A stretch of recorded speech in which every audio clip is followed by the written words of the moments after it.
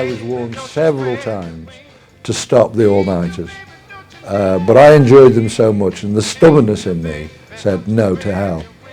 In the end, local authority found the excuse, they found the reason.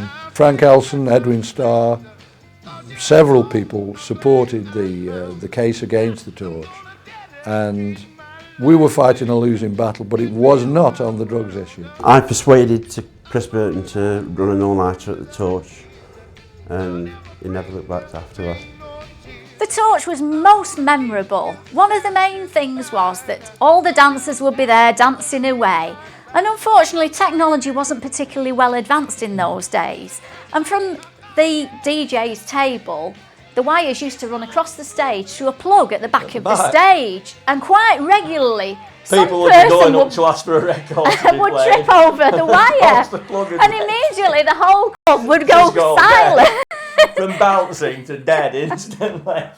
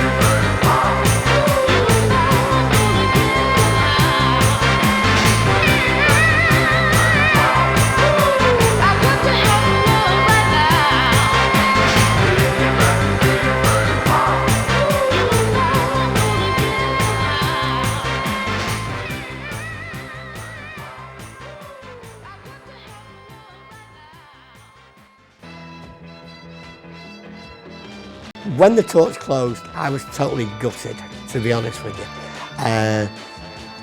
One of the main reasons is because, first of all, I'd made an awful lot of friends there. I'd got a lot of music out of the place, stuff that the other DJs had introduced to me, stuff that I'd introduced to them. Also, one of the major parts of my life was the fact that I got to work with a lot of very, very famous people. My heroes, soul artists. They were great. First went to the Torch December 1972 with Alan Day. I'd known Alan for around a year. He worked for Selector Disc. And I just found that club just to be unbelievable. It's still my favourite club ever. Probably because I wasn't a DJ then, there were no politics then. Well, certainly wasn't aware of them. The music was absolutely top-notch. There was a whole new wave of American imports that the wheel hadn't found at that time.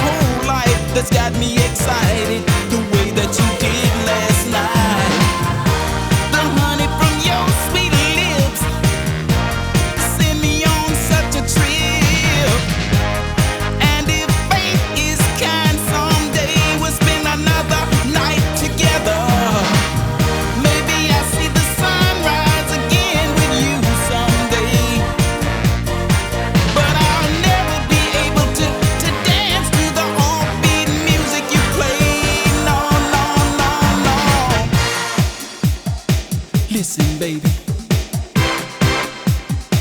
you got off the beat again. Good God Almighty now. Yeah, yeah, yeah, but it sure was a beautiful night that we spent together. How could I forget it? Sure was a beautiful night. I can't forget it. It was beautiful, baby. I can't forget it. No, no, no. Major Lance broke all records at the Torch. It was the most historic night there. And Contempo recorded the LP outside from the van. It was magic. We had a label called Contempo Music, which kind of ran parallel with the magazine, and one of the first artists that we signed was Major Lance, who developed a big following with the Northern Soul fans. And the first single that we released was the Right Track, the old Billy Butler tune.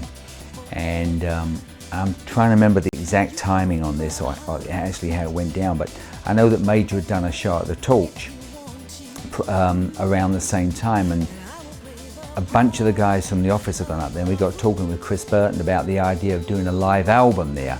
And I think I'm right in saying that it hadn't been done before. So we took all the paraphernalia up there and we recorded a Live at the Torch album, which was just a great experience. Musically, I don't think it was that wonderful. It wasn't one of Major's better shows, but the atmosphere and the ambience that was captured on that record, I don't think has ever been repeated.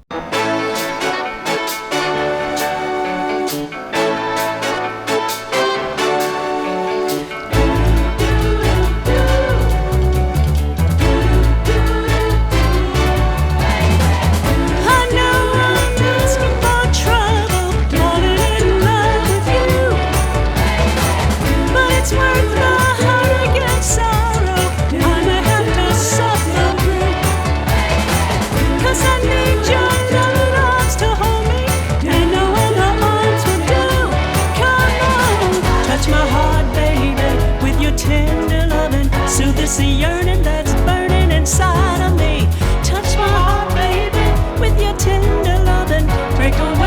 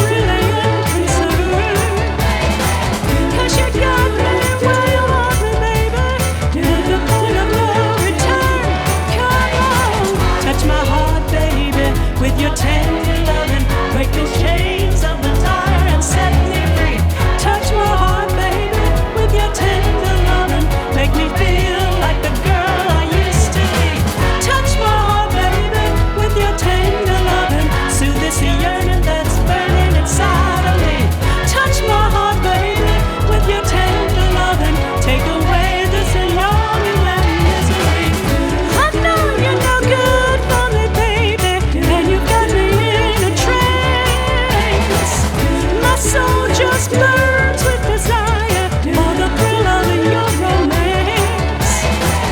You got your mojo working, baby, and I haven't got a chance. So come on, touch my heart, baby, with your tender loving. Break these chains of desire and set me free. Touch my heart, baby, with your tender loving. Make me feel like the girl I used to be. Touch me, touch me with your sweet, sweet loving, baby. Touch me, come on, boy. Touch me, touch me, oh yeah. Touch me with your sweet, sweet loving, baby. Touch me, come on, boy. Touch me.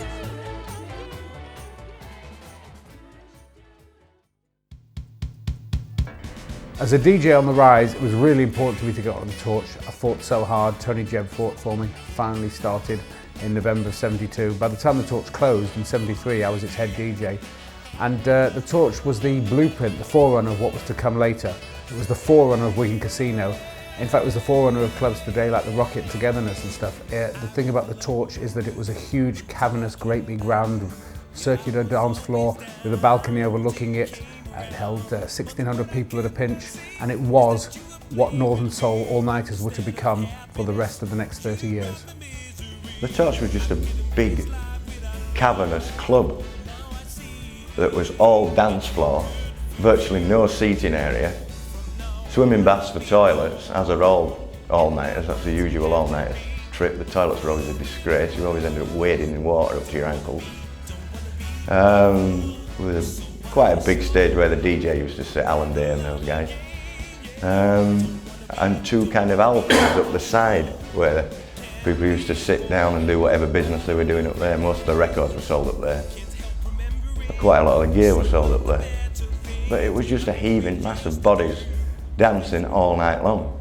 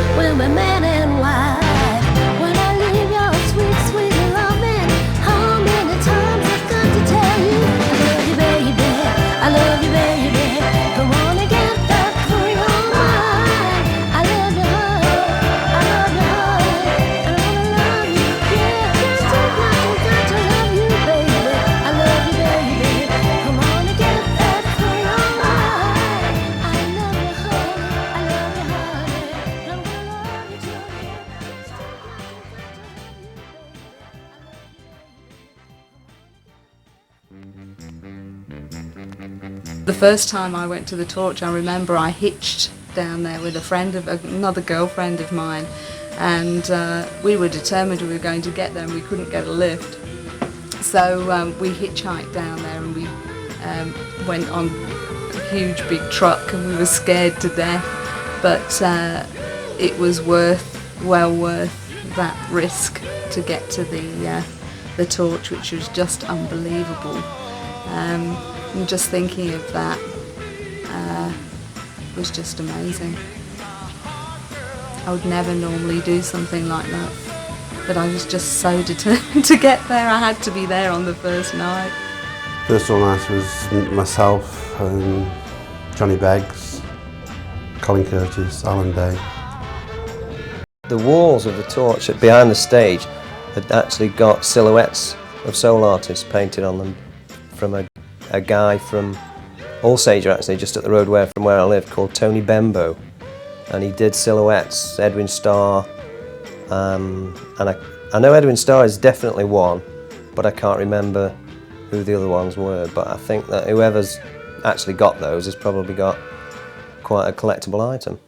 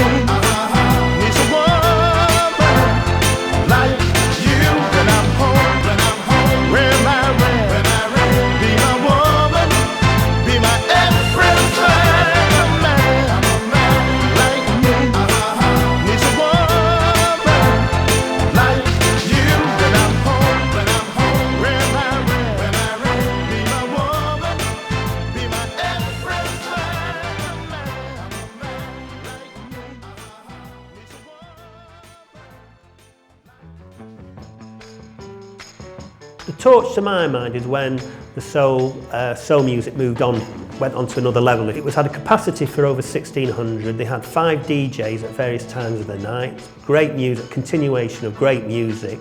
Even though it was an underground thing, it appealed to a bigger audience. The wheel was a capacity of, I think, 500-600, where I think by the way it was situated in the Middle England, Stoke, it catered for a more of a capacity, a pulling area. As you went into the torch, it was quite a strange setup really. As you walked in, you went down the steps, there was like the few steps, there was a dance floor, there, and there was like little alleyways where you went up, and there was like places to sit all the way around, and people used to just manoeuvre all the way around the place. As soon as the favourite track came on, whatever, they all used to dive and everyone used to fight for places on the dance floor. The torch was brilliant. Everyone used to nearly everyone that you used to see at Blackpool Mecca would end up down at the torch and more, because people from further down, like Wolverhampton, London, yeah, it was great, it was brilliant. We used to get down there about 2, half 2 and through till 8 in the morning. Just the place was smoking.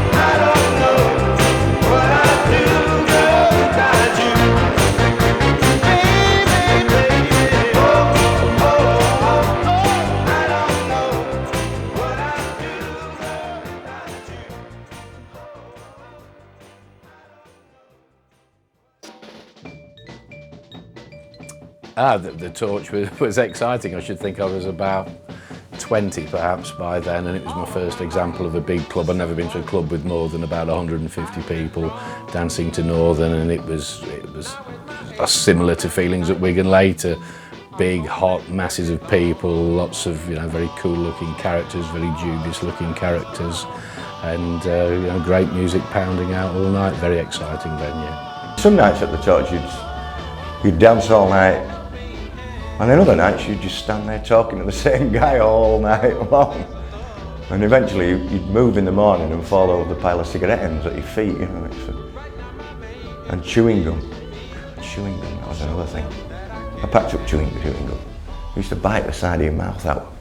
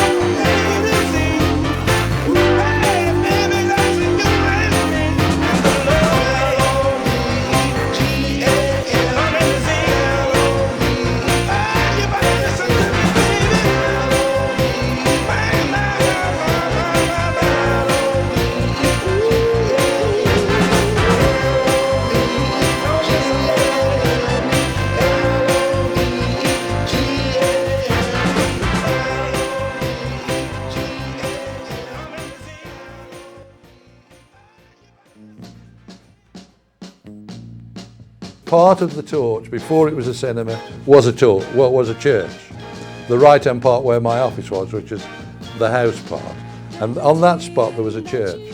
And I can assure you that this is absolutely true. One night, it wasn't on an all-nighter, but after it had finished, come 1 or 2 o'clock, I was in the office and I heard this enormous clattering downstairs. Got out of the office, ran down to see what it was.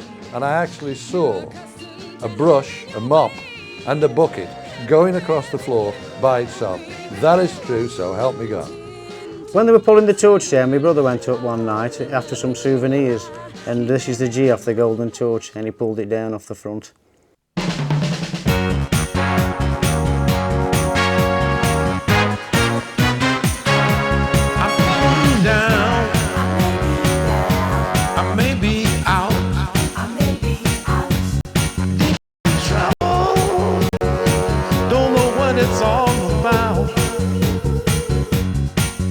Just as long as I know you're mine, I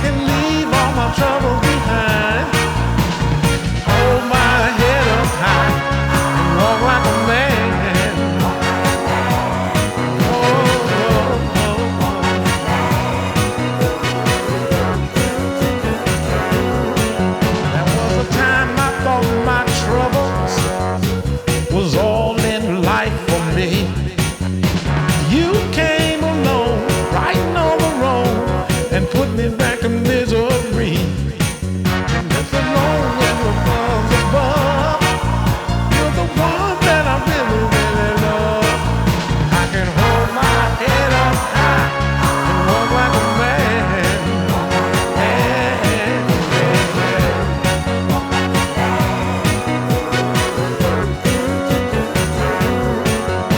The pain kept getting a little deeper. I never thought it would end. You come along, right on hand.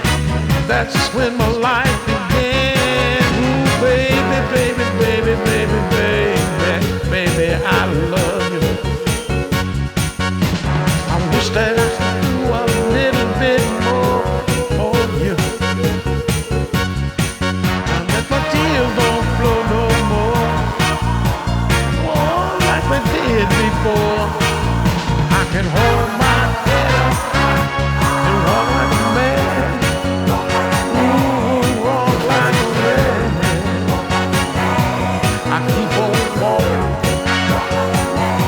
I keep up in the air. I keep on walking. In the air.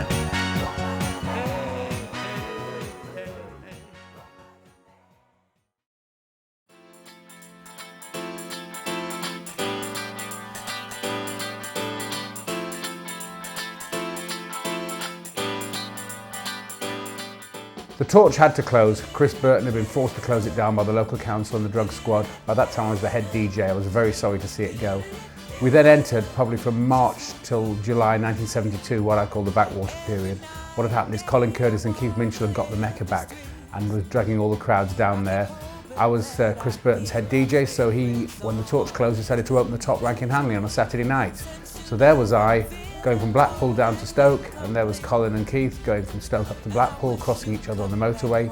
I brought in Andy Hanley. Andy had been a very loyal sort of protege throughout the whole Mecca Torch period leading up to that point. He trained under Tony Jebb and myself. Andy had a great car and he would pick me up at my house and take me all the way to wherever I wanted to go because I hadn't yet passed my driving test. So I needed him, and in return I gave him a great DJ spot with me at the Top Rank Hanley. But I was so frustrated because there was I going all the way down to Stoke to DJ at what I considered was a second division place while Colin and Keith had the Mecca back. Ian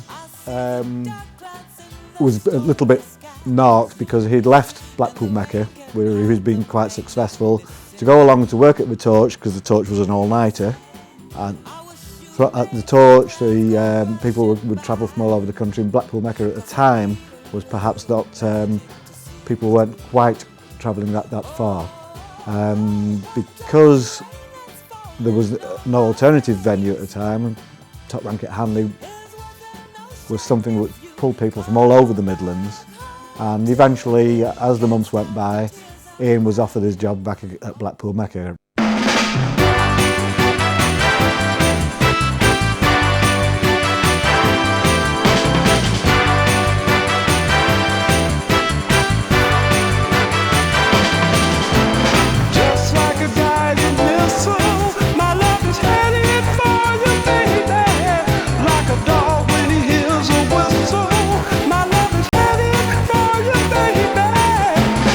So I'm ready for countdown.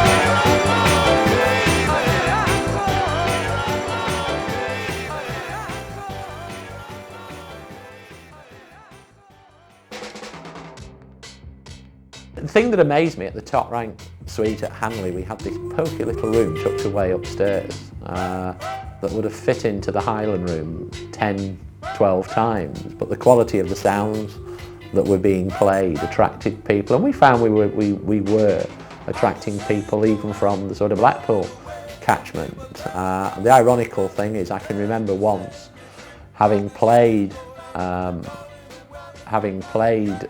the top rank Hanley with Ian Levine. We were coming down the slip road from Tunstall onto the A500 by junction 16, and we noticed the Mecca coach, which Colin Curtis had organised, coming off the motorway and going in the opposite direction. So we stopped the car and we had a chat with them. On another occasion we bumped into them on the services. As the months went by, we would meet Colin and Keith at the services at Knutsford on Saturday nights, and Colin would be asking Ian what records he'd got, and was getting rather annoyed in so much that Ian was pulling records left, right and centre out of estates, and Colin was still being stuck with all the old material which he'd had, which was getting dated and was becoming in effect the oldies. So there was very few new sounds actually breaking at Blackpool. Everything that was current on the dance floor was actually happening at the top rank at Hanley.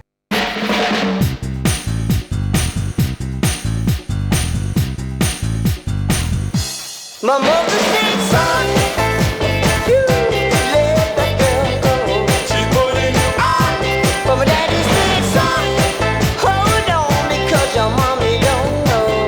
Carry on. I'm so messed up, what must I do? So messed up, what should I listen to? Somebody tell me. Should I listen to my own? Somebody tell me.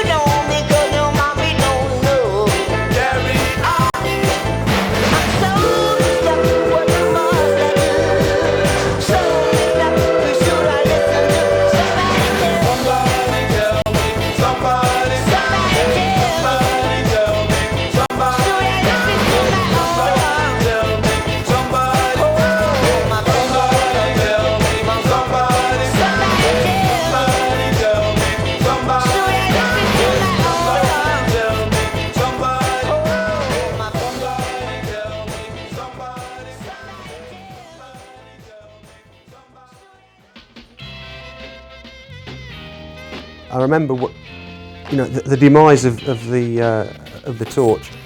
Levine went to the top rank in Hanley, and we used to go there on a regular basis because you have an affinity with these people, and what's he going to have this week? Plus, he was very interested in what we'd got. So there was always an exchange of material and music. It was a top rank suite with the standard layout, but it wasn't the main ballroom. It was like a partitioned off area on the upper level, with a DJ stand at one end, all on one level. And it wasn't particularly big, but the quality of sounds that were being played was still outstanding. I can remember hearing Bob Relf and the tempos and the trips, There's That Mountain, and things like, I never heard these records before. We were regulars at the Cats, the Mecca, the Torch, Junction and other clubs as well as Hanley. And the sound just kept coming thick and fast.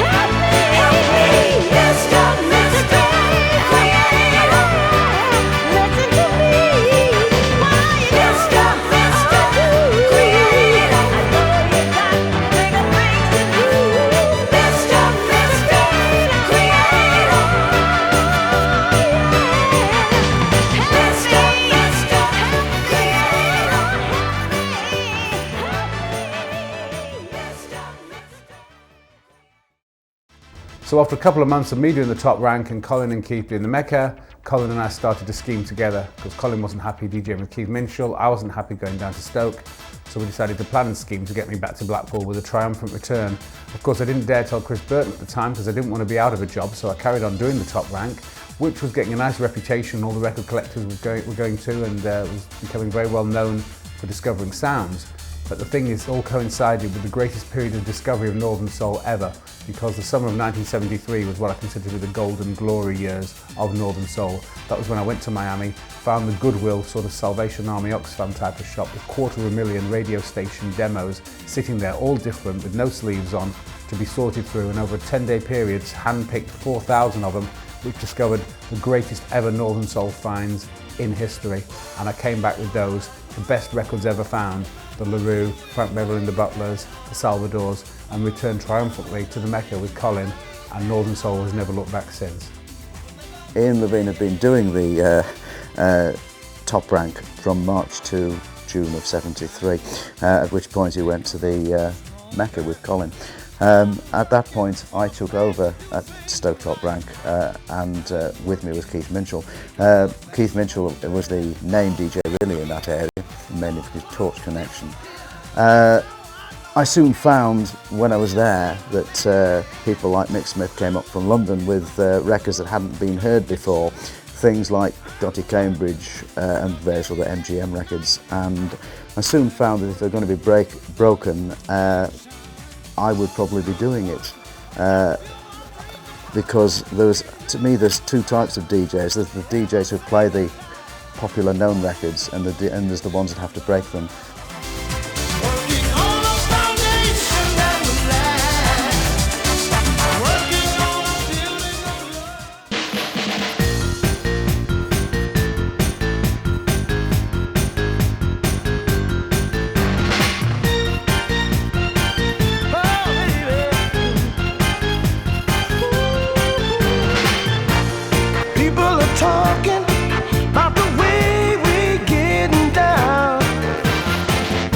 They say that you love me, and the news is all the time. They say that you're the right girl, and you must have been meant for me.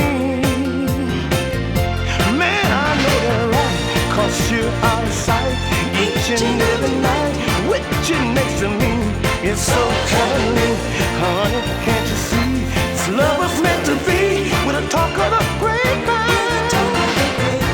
They say we look good together when we're out on the stroll. This love was meant for each other to cherish and to hold. I hope what they say is true, 'cause it sounds so good to me.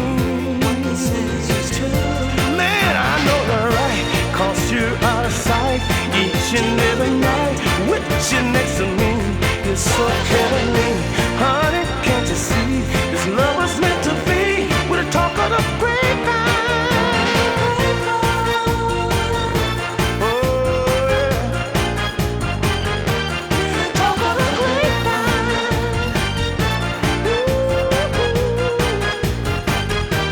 And you know it's right, 'cause it's out of sight each and every night. With you next to me, it's so heavenly. Honey, can't you see? This love was meant to be, with a talk of the grapevine. You're so sweet, I feel complete. Let the world know out there, I'm a lucky man. I know I am. People talking everywhere, and I know it's right, 'cause you're out of sight each and every night. With you next to me, it's so heavenly. Honey, can't you see? This love was meant to be, with a talk of the grapevine. With you by my side each and every night, when we're making love, girl, side to side. When you're close to me, it's so heavenly. Honey, can't you see? With a talk of the grapevine. With a talk of the grapevine.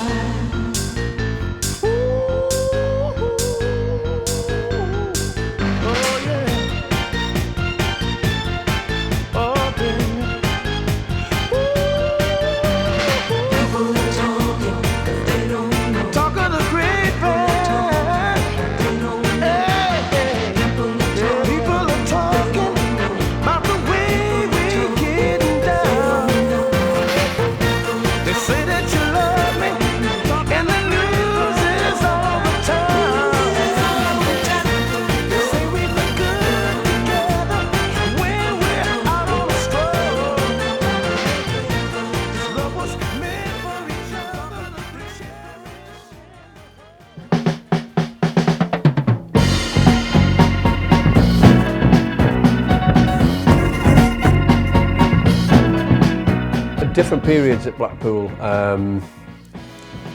There was a musical change when we felt that the 60s classics were beginning to dry up, and Ian set off in a new direction. Ian Levine had decided that there were better records coming out in the States at that time as new releases than the 60s goods that we were playing. And as he introduced more of those into the playlist, I took more of an interest in them myself. I must confess that I tended to agree. But there was a faction of the crowd that certainly didn't agree with the way Ian was, or the way they thought Ian was taking the musical format at Blackpool. And evolving from that came this exclusive club, of which a character from Wolverhampton named Pete King was very much a part of. I know some of the guys from up there in Lancashire were also a part of.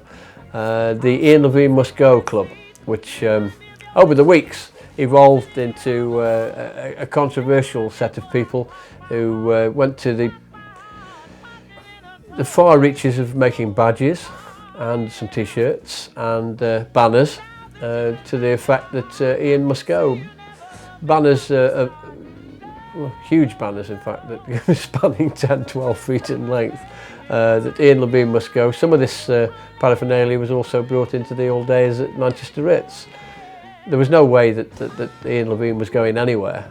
We were very passionate about the scene and decided, as a bit of a joke to start with, that we were going to form a movement which would suggest that Ian left the Mecca.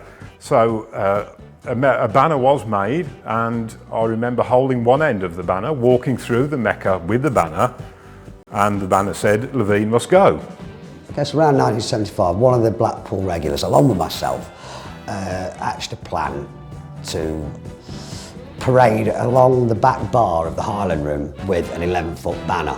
Now, me in those days, I would go along with anything, and I think I was actually party to this, and it read "Levine must go," along with the t-shirts that may well have been printed up, which I can't really remember, but I'm pretty good with selective memory loss. But it did happen, and it was a part of the Blackpool history. It did happen, and I've got to hold my hands up. Yeah, I may well have been one of the people. The style and the rhythms were starting to change. The Carstairs seemed to break the mould of Northern Soul at the time. And then that was followed with some perhaps more radical departures with records like Lady's Choice, and later on, of course, Dreaming a Dream, Crown Heights Affair, which was just a magical record. Although an instrumental, it just summed up really somehow what the Mecca was, and the style and everything, and how the Mecca was different in a way to any other Northern Soul disco that I'd been to anyway at that time.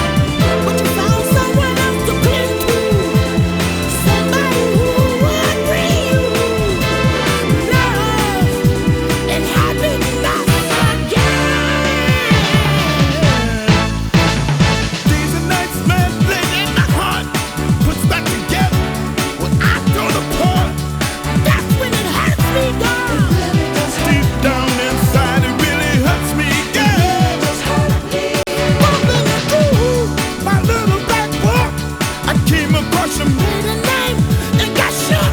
And that's when it hurts me, girl. Deep down inside, it really hurts me, girl.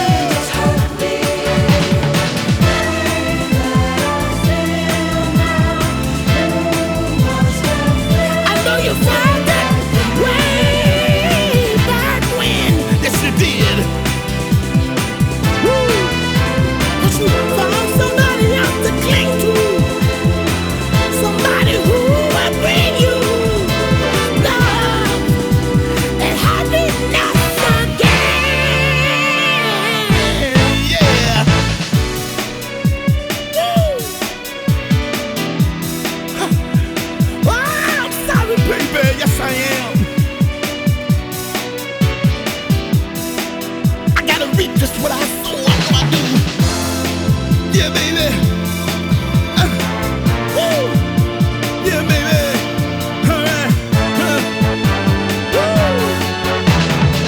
There's a nice man in my heart. Puts back together what I tore apart. And that's when it hurts me, girl. It really hurts me, girl. It really does hurt me. 'Cause you found somebody else to cling to. Yeah, it hurts me, girl. Originally the sounds were just stompers, and then Ian Levine, after one of his many trips to the States, brought over a record by the Carstairs, and it was a great beat to it. And I remember Christine Goyka, she would always hound Ian to play this record. And then from the Carstairs he introduced different sounds, more funky sounds, which everybody appreciated, and it filled the dance floor. Those were great days. It just continued from strength to strength. And to add to the point, the amazing increase in salary was Ian Levine, £10 a week. So that's inflation gone mad. 2 years earlier, £3 a night. 2 years later, £10 a night. That's inflation. I was made general manager of Blackpool Mecca. It was the first general managership job I had, and I'd never even seen Northern Soul, or even heard that it was going on to a point. And my first sort of Saturday there, I sort of sauntered up on my sort of journeys round the building from time to time, went into the Highland Room, and was shocked. I shot down to the offices to where the catering manager, Sue Prince, was. I said, "Have you been up there?" I said, "They're dancing together. They've hardly got any clothes on, or they've got open neck shirts on, and they're spinning around dancing together, well, they're enjoying themselves." But I said, I'd never seen anything like that in my life before. And over the subsequent weeks, of course, I just got used to it and just fell into the routine of it. And I was glad they were coming to the Mecca at Blackpool.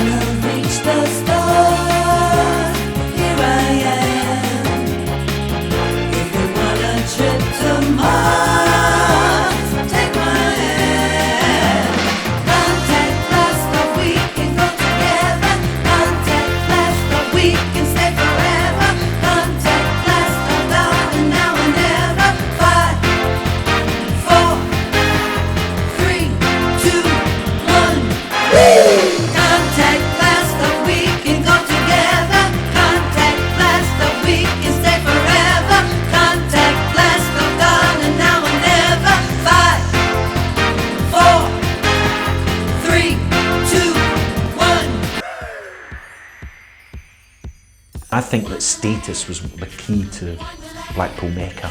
It was the discerning end of Northern Soul. It was where the people who were the connoisseurs went, right? And they were often the slightly snobbier end of the scene, the ones that kind of liked the fact that records were truly rare, were one-offs, were great.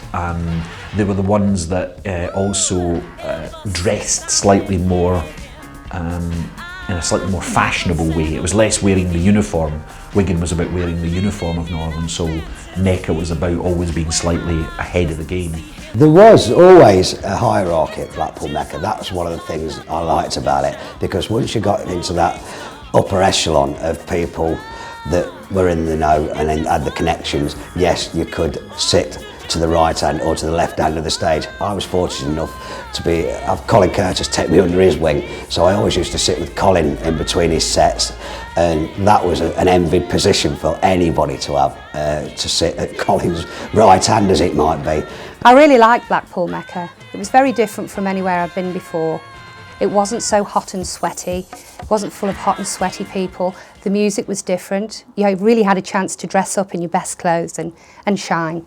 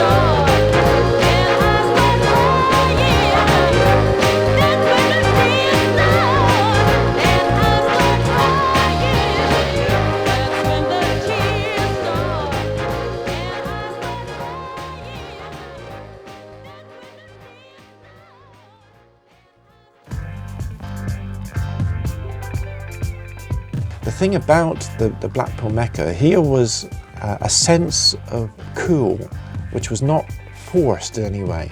The kids were great. I mean, the kids were the best dancers. They could seriously dance. Plus, a lot of them, they really knew about this music. They weren't simply, mindlessly following a certain rhythm. A lot of them would come up to me and they'd talk to me intelligently about this track by the Merwood Strings, or this track by Eddie Hamilton, or whatever. And I was thinking, my, these guys know more about this stuff than I do. And I was the editor of a black music magazine at the time, and I was supposed to know about, black American music. One of my favourite memories of Blackpool Mecca was a Battle of Wits he used to have with Ian Levine. He used to play this really, really awful record there was a guy sat at the organ, it was called Jimmy's Place, and it was just a bloody, it could have been a church organist, it was awful.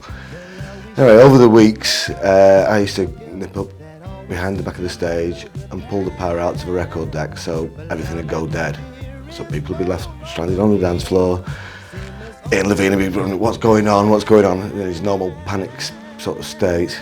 And after he realised a couple of times that I pulled the power on it, it became a battle of wits between me and him. So at some stage of the record, I'd stop it.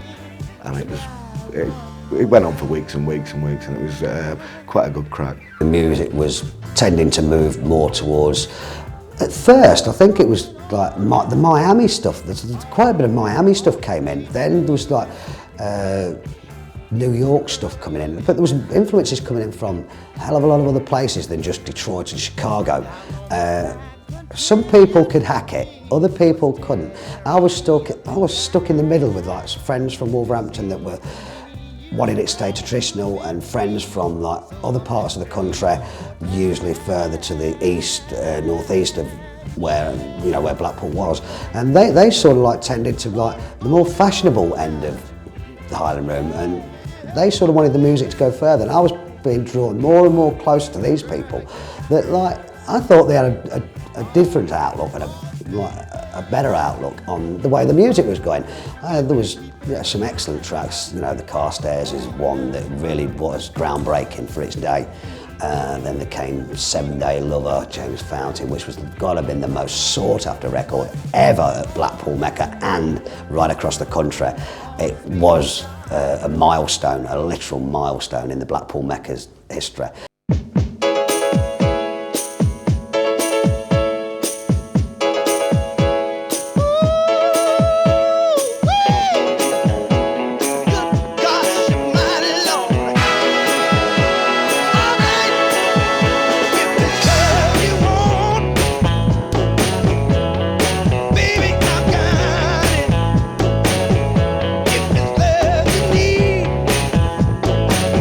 Shouldn't do without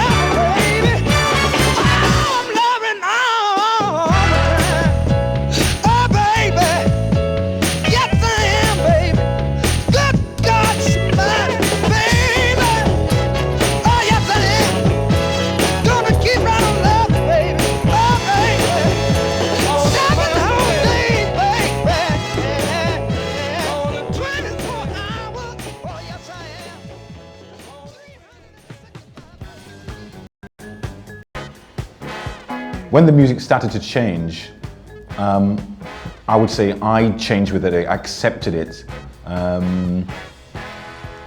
The beat was changing, but it was still danceable in a northern soul style. So it didn't really sort of make this nice transition from that hard stomping 4/4 as it became to be associated with Wigan. So yeah, the Lady's Choice, those sort of things just went down great. I loved it. And we moved further into things like Gentlemen and Their Ladies, etc. and loved it. Yeah. When Ian used to go to Miami, hunting through all these warehouses, getting frightened by the spiders that used to jump out of the boxes.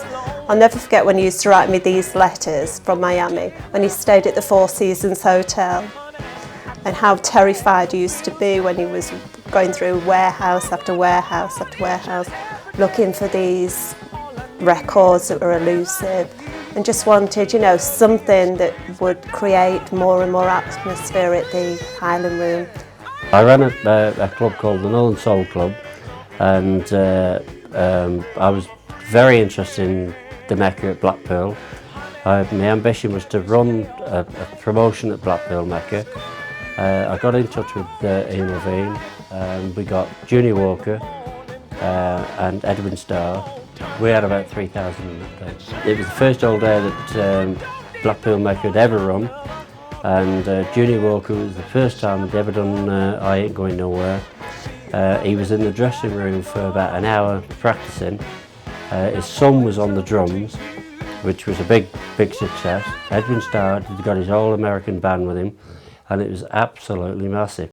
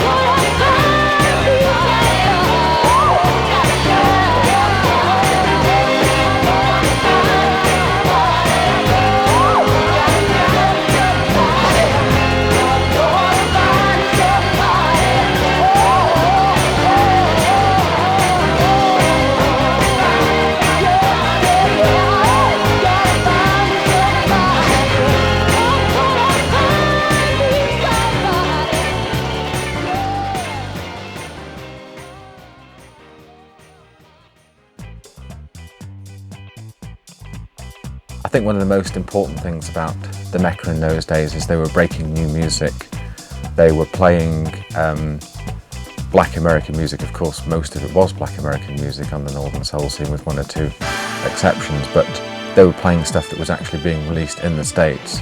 And if you were lucky, if you went down to Record Corner or one of the other places that brought in American imports, you could buy records that were literally 2 or 3 weeks old, maybe a couple of months old, that were contemporary. And I think that was a very important part of the Mecca scene. It was playing new music, it was constantly evolving. It wasn't just relying on records from perhaps the mid-60s, which of course, you know, had a limited amount and were all going to get discovered sooner or later.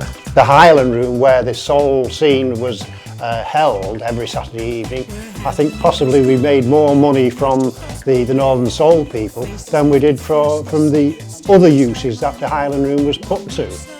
In the early days of Ian Levine's return to Blackpool Mecca, he used to use me very much as a soundboard really for listening to new discoveries, and the amazing selection of late 60s, mid 60s and some early 70s that Ian was bringing into the playlist at the Mecca was quite unbelievable. So it was really my honour and my treat really to listen to these wonderful records week in, week out.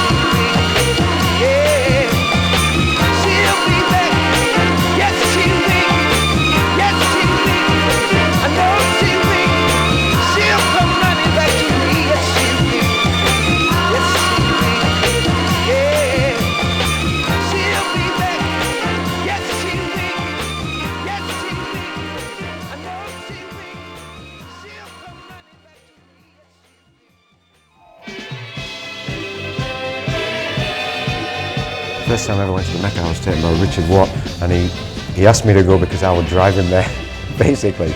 So that was me, driving Richard Watt to the Mecca. I had no idea what to expect. I'd been to Wigan several times, but I had no idea that there was a place existed. So he took me into this place and into a long corridor where there were everybody with travelling bags, weekend bags with stickers all over, Wigan Casino, Torch, Catacombs, all the other names of the places, Twisted Wheel. People changing shirts because they'd obviously been dancing that much that they were changing. Totally, when the doors opened, you just felt this rush of adrenaline and people just going nuts on the dance floor. And that was Northern Soul, and just it was a haven for dance people. I was fortunate enough being there at a time when the music was excellent and like it was changing all the while. It didn't stay still more than a few months or a few weeks. That's why it made you go back week after week after week, because of the changes and the tunes and everything. You just couldn't keep up with it, and that's the only club I've ever known that made you want to go back and back, because the tunes just kept changing quicker than you could actually read them in the magazines. We went upstairs, past the main room, on the escalators, along the corridor, which had got people scattered all the way along with the hold alls, and record collections, and they were all sorting the records out and showing each other and selling them and swapping them. We got into the main room, and the heat actually hit you because there were so many people dancing and it was so warm. People twirling about on the floor, and it was absolutely unbelievable.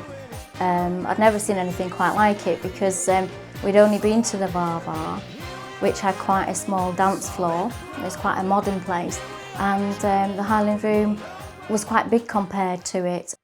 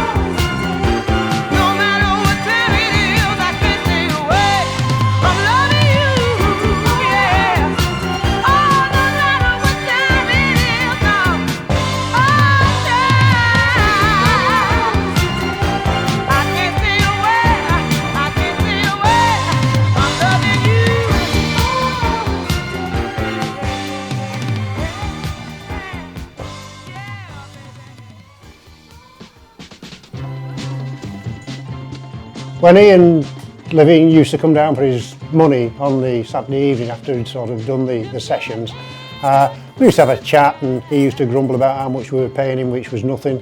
But we talked a lot about what might encourage more and more people to come, and the idea was mooted that possibility that the miracles were in the country, and that it might be a good idea if we could sort of get to know how much they cost and whether it was feasible to sort of do this sort of a gig.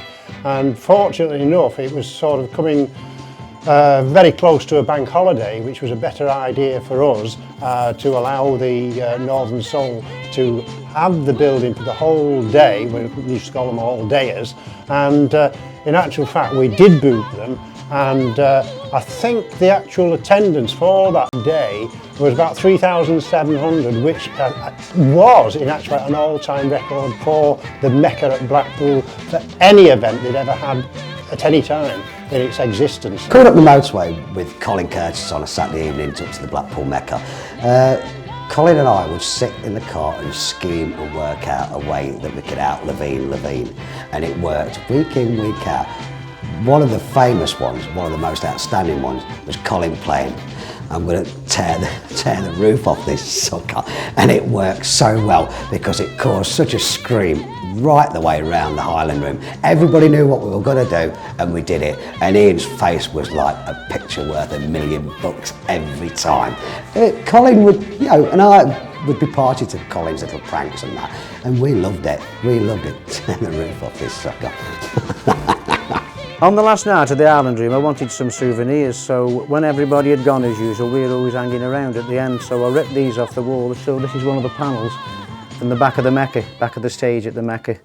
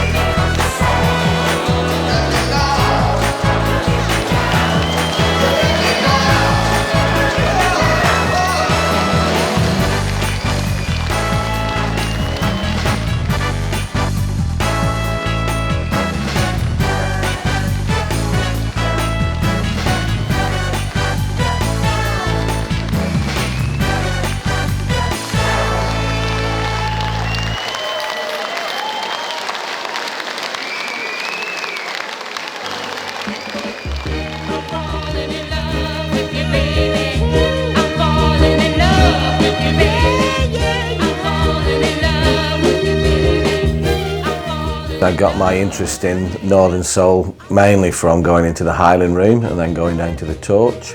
Then we heard that the Torch was actually going to be closed and there was going to be really an area that maybe we could do something, which was at putting an all-nighter on. So one of the best places I knew in the area, though I'd never worked there, was a place called Wigan Casino, the centre of Wigan. And really, if you could have a place purpose-built for an all-nighter, that was Wigan Casino. Massive maple sprung floor, balcony around, and even if ever you could get that many people in, another small room that you could develop and use as well. Wigan Casino itself was a forbidding Victorian dance hall. Housed within it, apart from the main ballroom, were the Joker's restaurant downstairs, the Beachcomber restaurant downstairs, where the warm-up sessions for the all-nighter would take place, and of course the famous Mr M's ballroom, which wasn't used in the first couple of years of the all-nighter. Once inside and up through 2 flights of stairs, the walls were lined with oak panelling. It was not a place that had been recently refurbished, let me put it that way, but it did have the essentials for what would make a fantastic all-nighter. The dance floor was excellent and well maintained. The balcony was sweeping 3/4 way around the building. It was a wide balcony, so it allowed both seating and walking, and in fact even some record dealers were up there. Must have DJ'd 30, 40 times at Wigan. In fact, one night, Alan Rhodes was DJing, and I was talking to Alan on the decks, and he said, "Chris, how much money have you got?" And I counted my money in my pocket, and I said, "About £100. And he said, "Give it me." And I said, "Why?" He said, "Don't ask, just give it me." So I gave Alan the £100, and he says, "You've just bought me records, I'm going, finish my spot." I didn't know what anything was because everything was covered up. Didn't have a clue what records I'd got till I got home the next day. And Alan just said, "I've had enough," and he finished that night, never to come back to the casino. Dodging the falling plaster occasionally was one of the hazards of the casino, but the Champion certainly was one record that I had to almost to remove myself from behind the decks because the plaster used to fall to the floor. A lot of fun when that sort of thing happened. I played from after the early days of 1974, and there were a lot of happy memories and a lot of unhappy memories. The scene was changing very, very rapidly, and I think at the time at the casino, I'd like to think that I was one of the first guys to break a lot of the golden rules. I remember quite as though it was yesterday almost, playing Soul Symphony by the Sons of Moses. It had been pressed a few weeks ago, but I didn't care a damn. It was a great record. And as a DJ at Wigan Casino, I was probably breaking one of the first rules: do not play a record that is pressed. But we proceeded on, and I used to follow Richard after his 2 o'clock spot at the early hours of 3:30 in the morning, and that became a regular slot for me for the next 3 years. I just happened to be talking to Russ about the amount of hours that we were doing, because it always amazed me why Wigan Casino was growing in stature. Why was I DJing there? Why on earth didn't they go and get Keith Minshall, Ian Levine, Colin Curtis, the top DJs of the day? Why little old me? But Russ had got his own agenda, and he asked me who I thought might be a good addition. And I said immediately, there's a guy in Bolton called Richard Searling. He's essential, he's got some great songs. I think at the time he was working for Global in Manchester. Make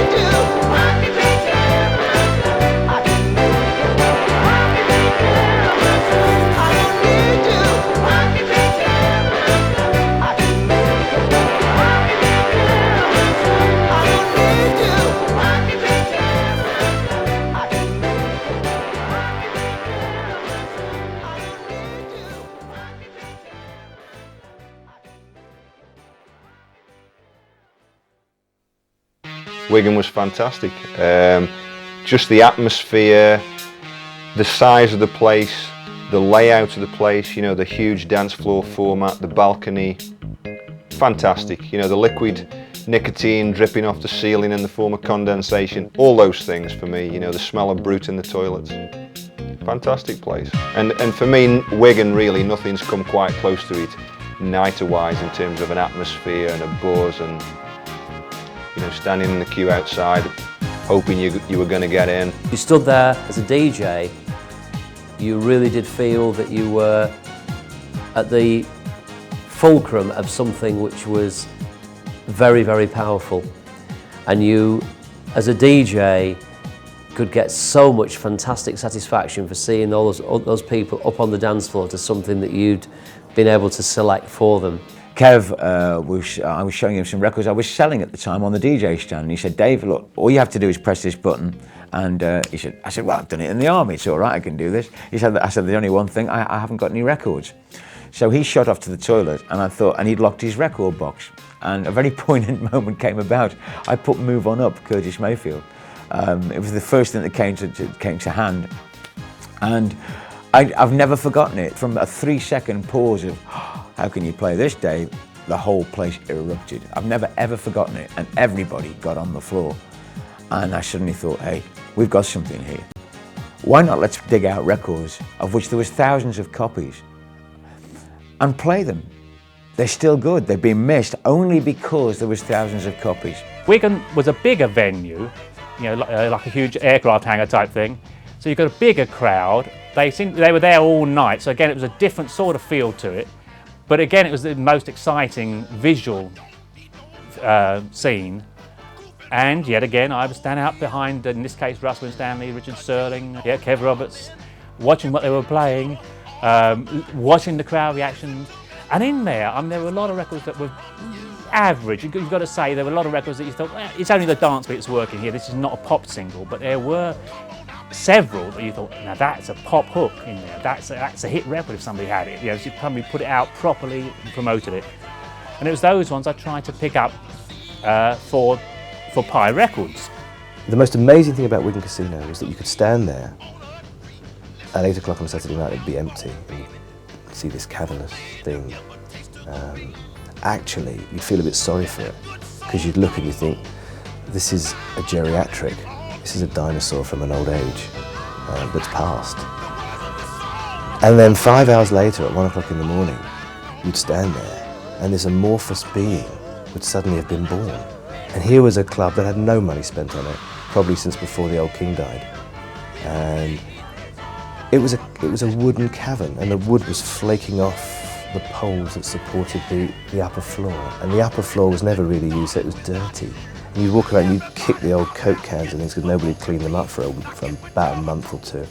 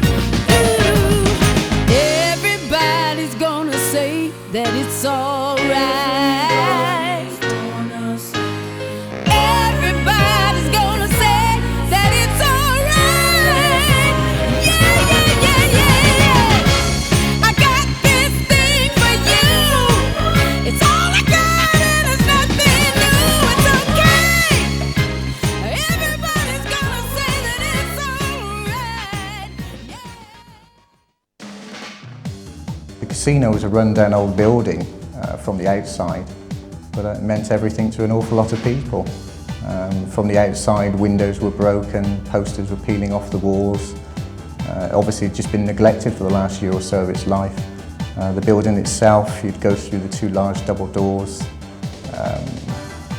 up the stairs, pay your money, go through the double doors to the main hall, and it just hit you. I was probably very lucky because I actually went into the building when it was empty. When I first went up there, Russ showed me around one day when I was just going up there to buy badges, and to see that place empty was remarkable.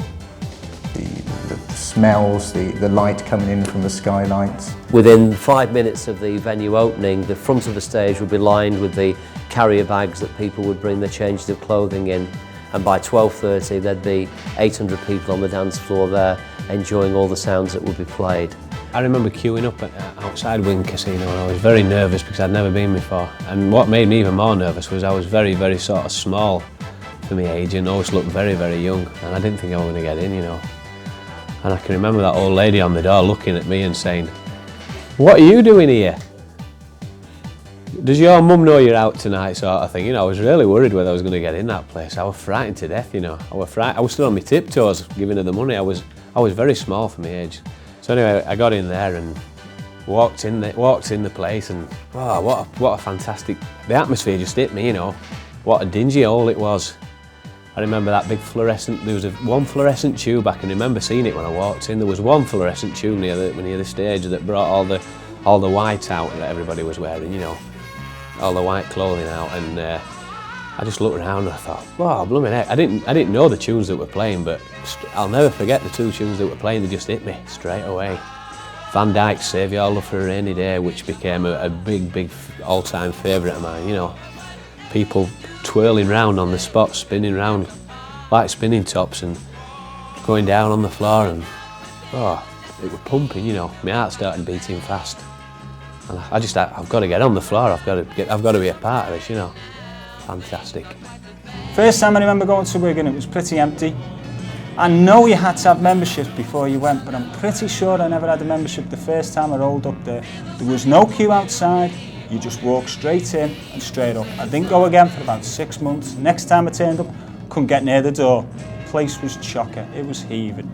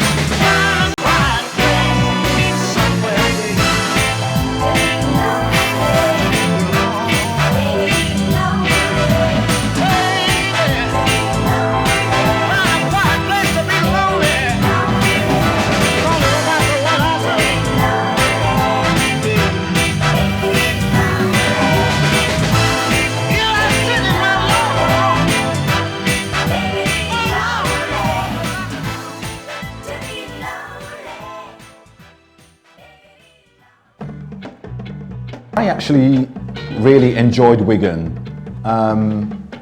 In a way, the DJ I most enjoyed listening to was Richard. I think Richard had more of an affinity with the tunes that were being played at the Mecca. He was the one who would bring in really more soulful, what I would call soulful sounds. Russ would go for the out and out, you know, stompers, which some were great, and he did break some good records.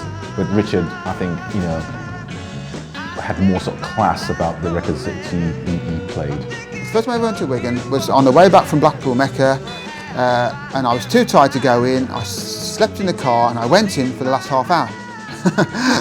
I just went in and I went in, I didn't pay, I just went in and I went in for the last half hour, and it was brilliant as well. It blew my mind. I mean, it was very impressive. I mean, there was a lot of people there, the atmosphere was brilliant, and it was everything. It was a lot more than I expected it to be. It did impress me. I mean, I have to admit it did impress me. The queues to get in Wigan were just phenomenal. You were waiting, some people were waiting for hours to get in, and you were pushing and shoving and you were cramped as you tried to get in through the main door.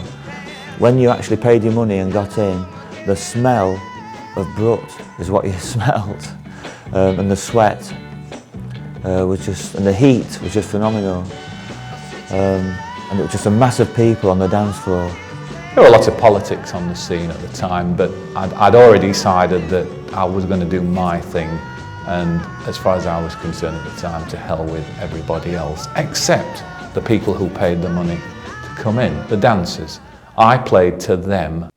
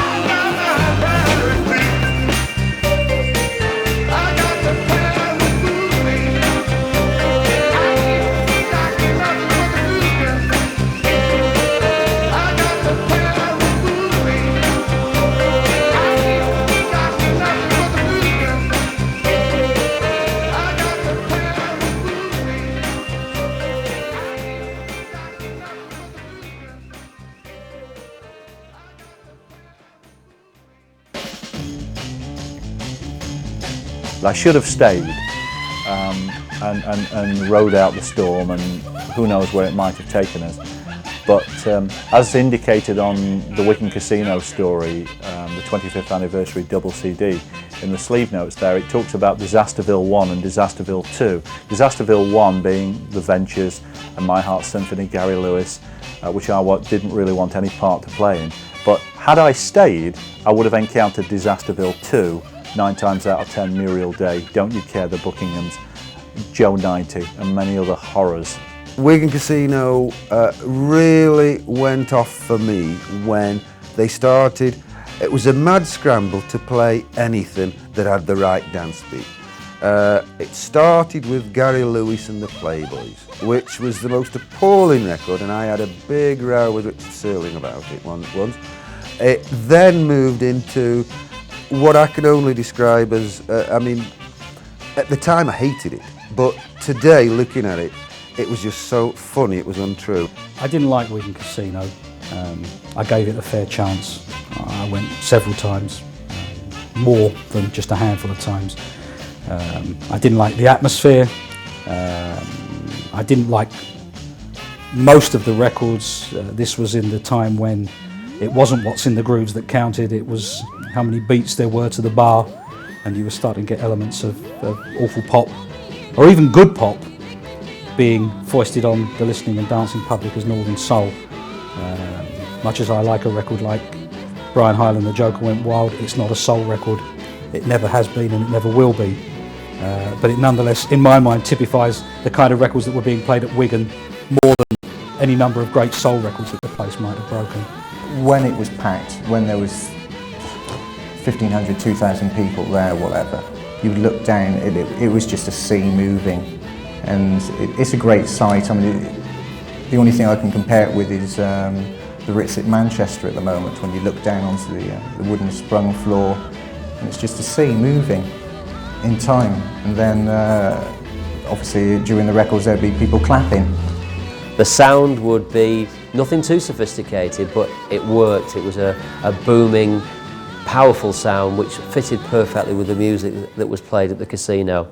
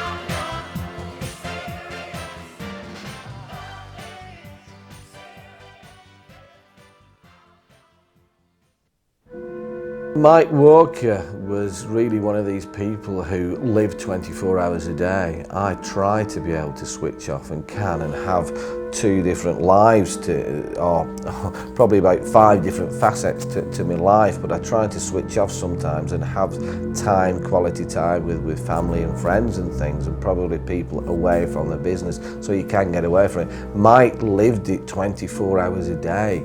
Mike was obviously one of the main guys behind Wigan Casino. He was one of the main guys behind Spark Records, RK Records, and then Casino Classics, as I was as well. So we had the casino, we had this involvement, we had the Northern Noise side of things. We heard that the casino was going to close. Mike got further and further into a state of mental depression. And I remember speaking to his wife Kathy on a number of occasions saying, it just doesn't sound the full shilling now, he's really down, and what can I do? And she said, no, he is down, but he'll be all right, he'll be all right. So with about a year to go of the casino, Mike was then left with a 24-hour a day job, which was the casino. The record label had asked him to go down to London to help them with that. He didn't want to do that. And the total involvement of running everything to do with the casino went from a massive job that you could never finish to the first time ever in his life, he didn't have anything. And one day, I phoned Mike up, and I can't remember what I was moaning about. I used to just phone him every other week and say, hi, how are you, what's happening? And I phoned him this morning. And I said, oh, Mike, I'm having a bad day. How you doing? I thought I'd give you a call and see how life is for you this week. And he said, yeah, it's okay, it's all right. But with hindsight, looking back, he wanted to get off the telephone. And I kept dragging the conversation on and whinging and whining to him about my bad day, whatever was going on that day. And I thought I was cheering him up by making him feel better. And in reality, that was the last phone call he ever took, the last time we ever spoke, because we've looked at the coroner's report since. He put down the phone, he went into the garage in his car, he attached the hose from his Hoover to his exhaust, and he killed himself. Funnily enough, I'd just gone away for a few days. I think it was just in Wales or somewhere during the week, and I came back and, to my horror, saw the headlines on the newspapers and picked the paper up, and Mike Walker had committed suicide.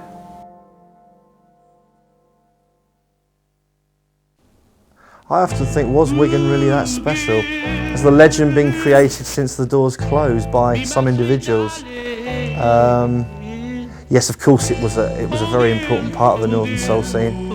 There have been good gigs since. I was sacked from Wigan for 2 main reasons. The first was a letter I put in Black Echoes commenting on the sound system, or sound systems, which they took personally, but wasn't meant to be. It was more a reflection on the dreadful quality of sound systems at the northern venues throughout the country, though I happened to be at Wigan at the time. The second thing was a leaflet that Arthur Fenn and myself put around advertising a venue we had in Leeds, a modern soul thing, in which we were somewhat derogatory to the 60s music. And that didn't go down very well. The two together, and because of the fact that the crowd was already split, which was a third reason, was enough to get my marching orders. Wigan had to close, and then there was a last night, and unbelievably, there was a last night again. And then we had a last night with the oldies, so in effect we'd had 3 last nights, which obviously helped the casino as a business venture, but didn't do anything for the credibility of the scene. And basically, anyone who had any real love for the scene thought to myself, oh my God, what's this? And so it went on. Well, I thought it was farcical when Wigan closed, the last all-nighter and the week after the final all-nighter. I think there was 3 or 4 final all-nighters there. I think maybe someone that didn't really care about Northern Soul was kind of taking the piss out of people, to be honest. I'm not bitter, I'm not trying to, cast a bad light on Wigan Casino, but it didn't go out with a bang, it went out with a whimper.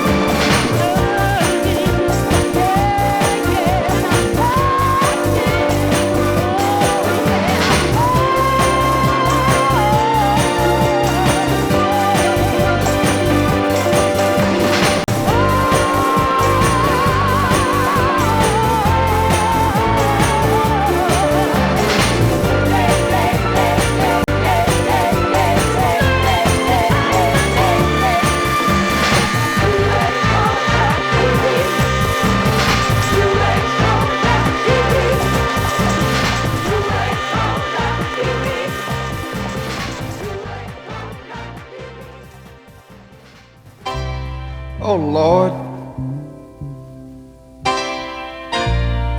what's happened to your people? One of the great things about doing the Ritz at the time was that we were kind of the meeting point between the Northern stalwarts and the new wave of New Northern and then jazz funk and New York disco. So we'd have DJs who were playing Northern and we'd have Colin and Ian playing the new stuff. So we'd have two crowds that converge. Martin Barnfather, aka Soul Sam, actually sent a letter to Echoes saying that myself, Colin Curtis and Ian Levine should be hung because we allowed people in the venue wearing plastic sandals and wearing plastic bin liners. So he didn't like the punk element, which really was what it was all about. It was punk meets disco meets jazz funk meets ex-Northern soul. It was really cool. The funniest thing that happened, and Soul Sam might like me reminded of this, was that Sam was convinced that we were wrong and he was right, and that if we just played Jimmy Ray, Philly Dog Round the World and Candy Staten, all would be well with the world. So I invited him to DJ as a one-off at the Ritz, and he was convinced this would prove we were in the wrong. And he did a set, there was 1,700 people there, 1,800 people there, and he probably had more people dancing at any time in his life, and it was fantastic, the floor was packed.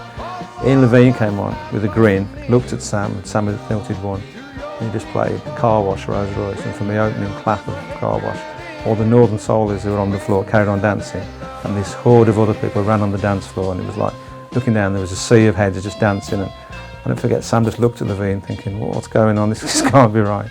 And it was just one of the best moments ever at the Ritz.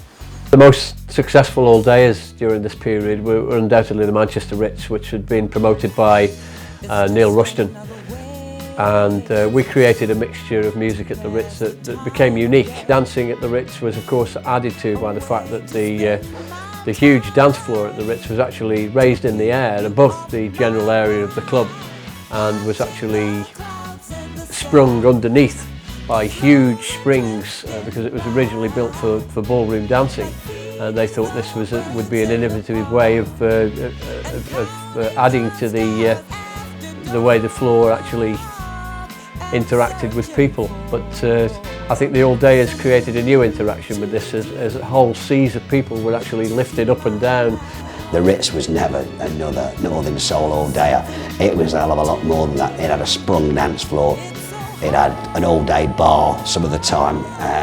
It had so many characters that had come from the Northwest and like from the Midlands.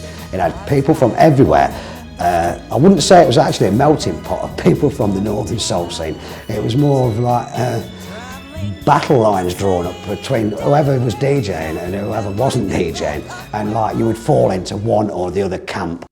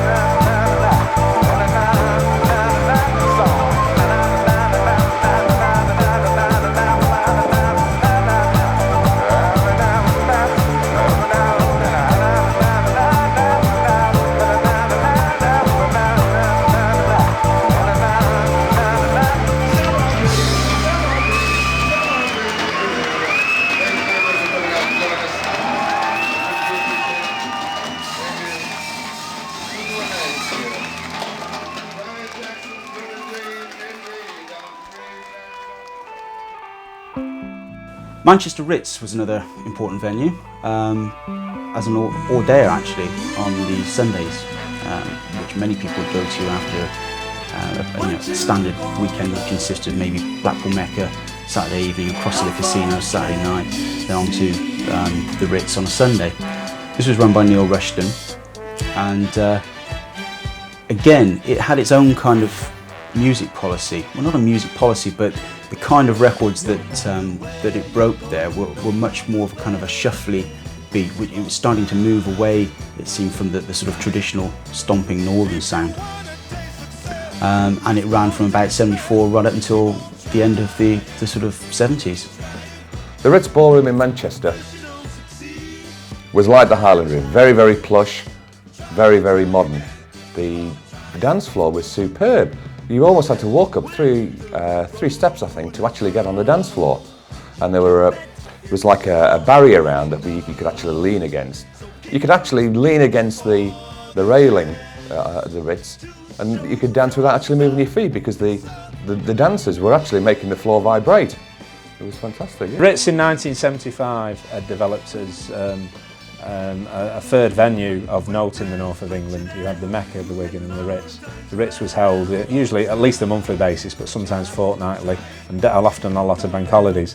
The DJs were DJs from the Wigan camp and also from the Mecca camp. At first there was I always remember there being a sort of an unease between the two musical supporters, but there was a tolerance. But I well remember in events where Ian and Colin were doing their spots, and I well remember this rather large gentleman with, I think, a Manchester accent, if I remember rightly, actually getting in Ian's face and basically telling him what he thought of his spot.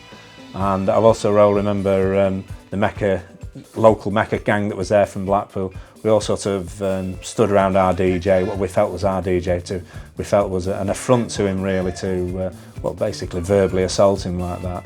And things got a little bit out of hand, and I always remember my good friend Steve Naylor's glasses seemed to go missing in LA. They never did actually turn up, we never did find out what happened to him. One of the other venues I went to regularly was the Manchester Ritz, and there I think Neil Rushton was experimenting or trying to bring back together the two sides of the old northern soul scene. You had the New York disco crowd going to the Mecca, and you had your Wigan 60s northern crowd.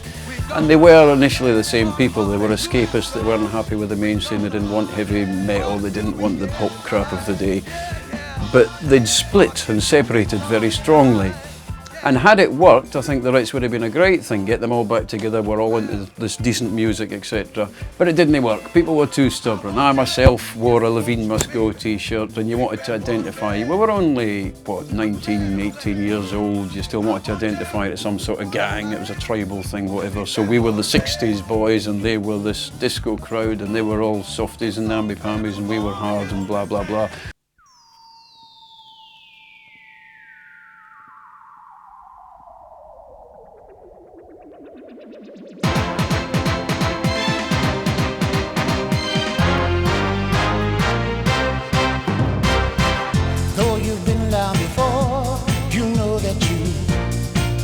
Up again. Though you hear them say no, you know that you win in the end. 'Cause times are better, times are better. And if they knock you down, the answer is easily found. You've got to try harder. Got to try harder and harder. You've got to try harder. You'll surely succeed if you simply believe. Though you're feeling the blues, well, you know you're just paying dues for living your life. Many things may be wrong, but you know that you're strong. You'll make them right. Times are better. Times are better. And if they knock you down, the answer is easily found. You've got to try harder. You've got to try harder and harder.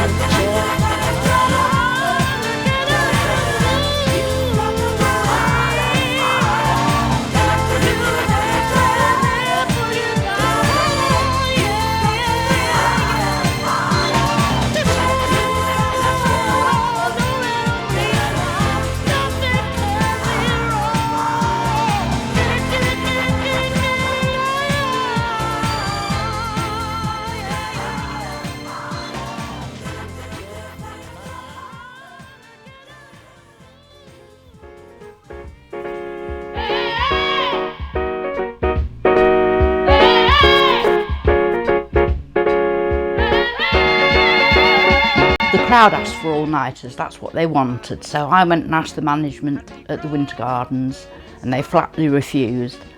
So I said, fine, I'll take it elsewhere then, and I did.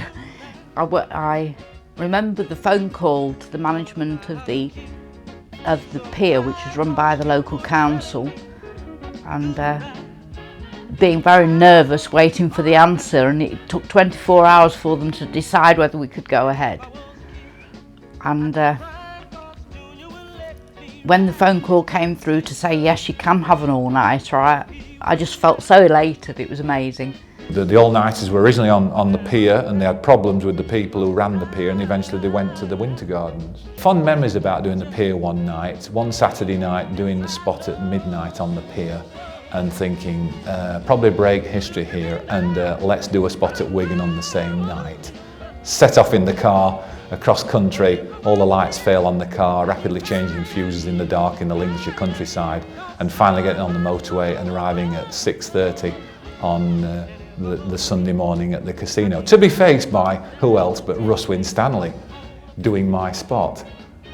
Greeted with, I didn't think you were coming tonight, John. Well, I'm here, Russ. I remember getting a letter from Mary Chapman asking me if I'd be interested in joining her DJ roster at a new venture that she was trying at the Winter Gardens in Cleethorpes.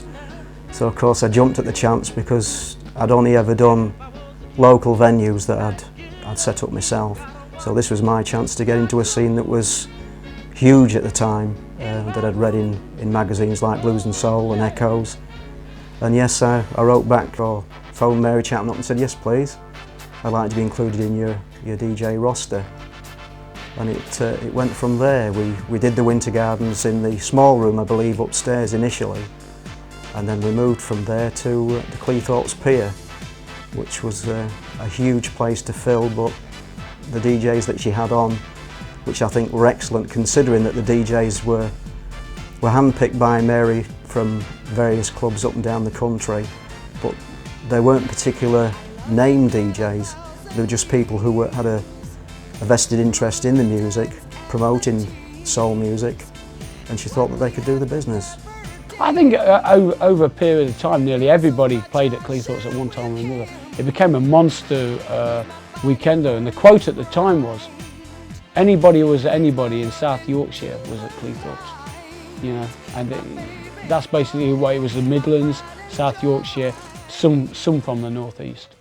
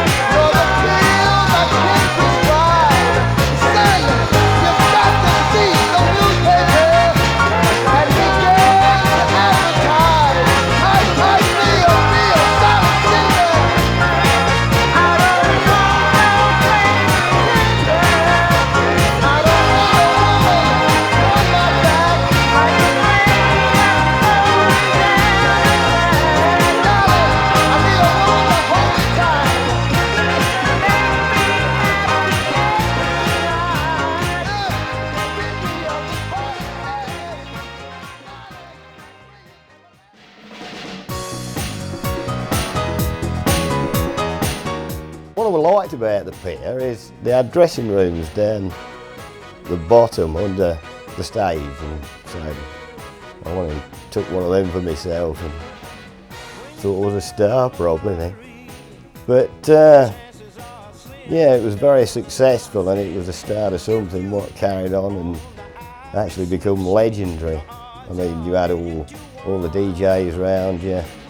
Nobody had any axe to grind against each other. We all wanted success for this venue because we earned money to buy records. My close friend Eddie, who DJ'd with me everywhere, moved along with myself them to the Cleethorpes Pier.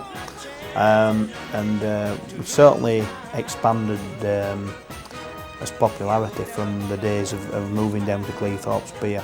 I suppose Wigan had been going for some time at that time, and the Island Room had, and it was a long journey for people to visit them in the north of England. I'm not saying Cleethorpes wasn't in the north of England, but the motorways wasn't as good in them days as they are now. And I mean, it used to be an horrendous journey from Tonbridden down to Cleethorpes, but we were fairly well known in Halifax and places like that, so we got on at Cleethorpes. I thought, particularly from 73 to 75, I thought the pier was better than the Winter Gardens. Those nighters on the pier were the best I've ever been to. I thought as a soul nighter, now this is a bit controversial, I thought it played on average a better quality than Wigan did, because it didn't play by and large any of the UK pop stompers. You know what I mean, the stuff that was made in the UK by UK artists, which just happened to have the northern beat. The fire officers were worried about the amount of people on the pier, so we booked the pier and the Winter Gardens to run side by side, and one was more of an oldies venture and the other one was playing more of the 70s. But the DJs worked both venues. At that time there were 12 of them.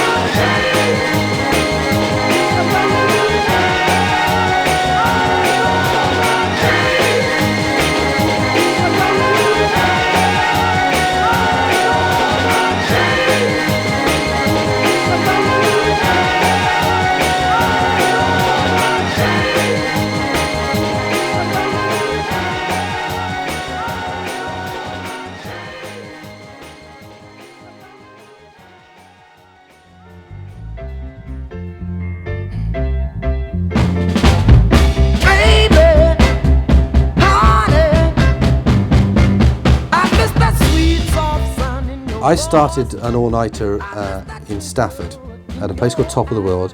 We started this in the late 1980.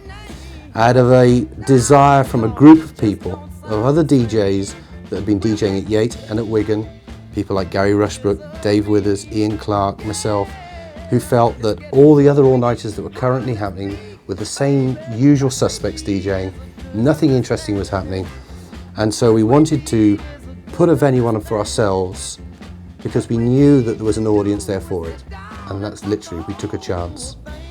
We hired Top of the World. I had to do a deal with one other promoter to get it to happen because he already had it booked. That was Keith Minshaw.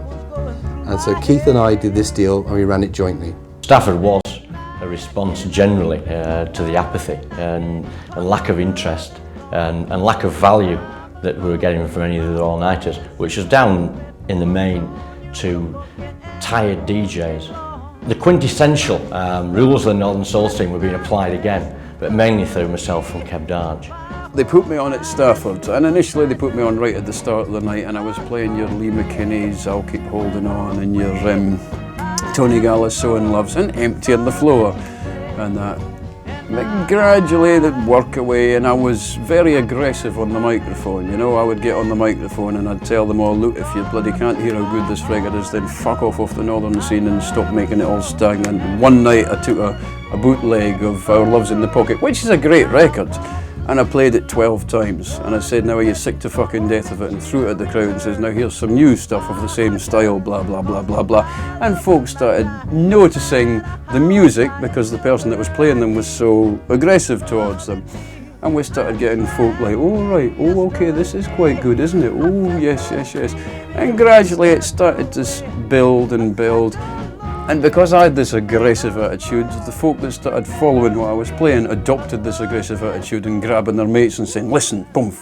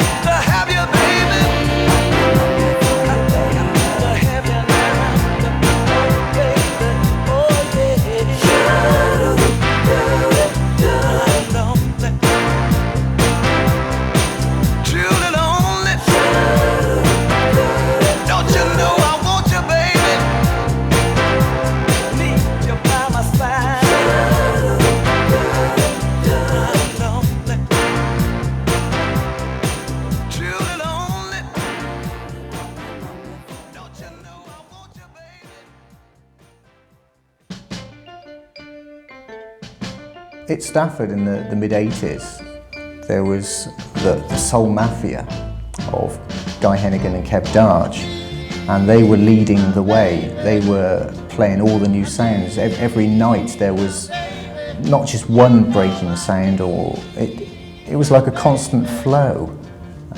It was exciting. There were plenty of cover-ups to try and find out what they were. And unusual was the fact that these DJs actually danced as well, especially Keb. Keb is well known as probably the best dancer in the country.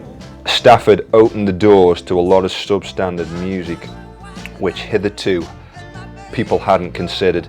Basically, in a nutshell, Stafford opened the doors for a slower tempo of record, so all of a sudden people were considering records that you could barely shuffle to, let alone dance to, and really the scene's never looked back from there on, and I think we're probably suffering from that legacy of mid-tempo and beat ballad records. We started off with a policy in the main room of playing only newies, and the term newies meant that you were playing records that weren't old, tried and tested tracks, but were fresh new records in the main room, but predominantly 60s and up to mid-70s. And then upstairs, when we started, we had a traditional oldies room.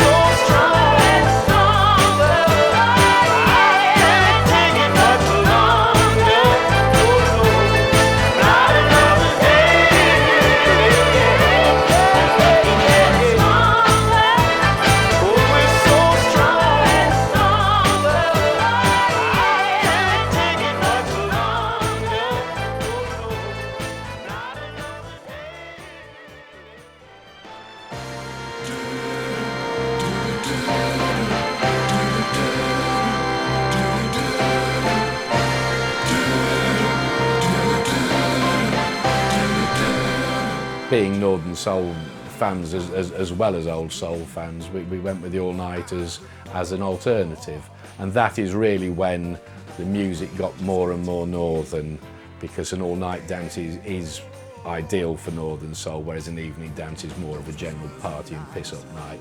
An all-nighter has got that Northern buzz about it. You need the dedication and the exuberance to stay up from 1:30 till 8 o'clock that you get on the Northern Soul scene. So really, 1980 was the first 100 Club Northern Soul all-nighters, and we've been going. The club's been going 19 and a bit years now since those days, and all the all-nighters are still flourishing. At this particular time, I was approached by a promoter, Ron, I can't remember his second name now, but he was promoting live gigs and got involved with the 100 Club. And over a period of 2 years, he put on some in the region of 20 acts, at which I was invited to come along and do the DJing. So it meant I actually got to meet the acts before they performed. I would play the records either side of their performance, before and after, and a good night was had by all. The acts that I actually supported in this way included Ann Peebles, Major Lance, JJ Barnes, Jackie Wilson, I think his last UK appearance over here, which was quite a special night, and several others, and also British bands that fitted loosely into the soul scene, like Kokomo, who were favourites of the 100 Club. So I used to do that. This is an advance, this is a couple of years before the whole 80 took over and started doing the all-nighters there. When you get a venue like the 100 Club, it's for me an entirely different experience. A lot of the other venues will play popular classics, which are great in their own right. But you go down there and there'll probably be 10–15% of the songs I recognise, because let's face it, there's thousands of great records that are floating around on the scene, and I haven't been around long enough to learn them all or come across them all. But I've been there and I've just stayed on the floor all night, because song after song has been storming, absolutely fantastic. I always remember the first time you go in the 100 Club, because you go to various all-nighters of Peterborough or wherever was happening at the time, and the music, you would know all of it. You know like 75% of the music. You go in the 100 Club and it's like, hello, where have I been? You know 10% when you get there the first time. And gradually, you learn it. But the records we tend to play down there are rare ones, but good ones. I mean, we don't play rubbish that's rare. I mean, that's for someone else to play.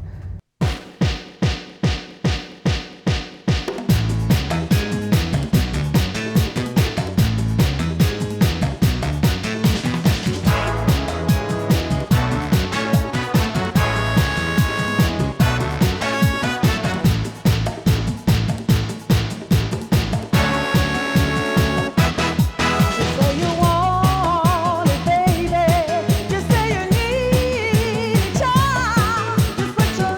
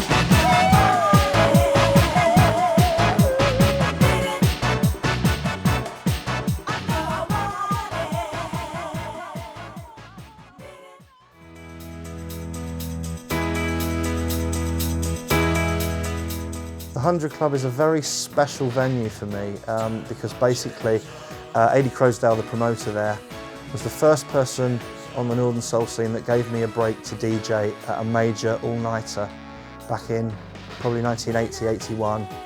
And Adi's been a very good friend up to this day. The 100 Club is the longest running all-nighter in the country. It's very small, it's very intimate.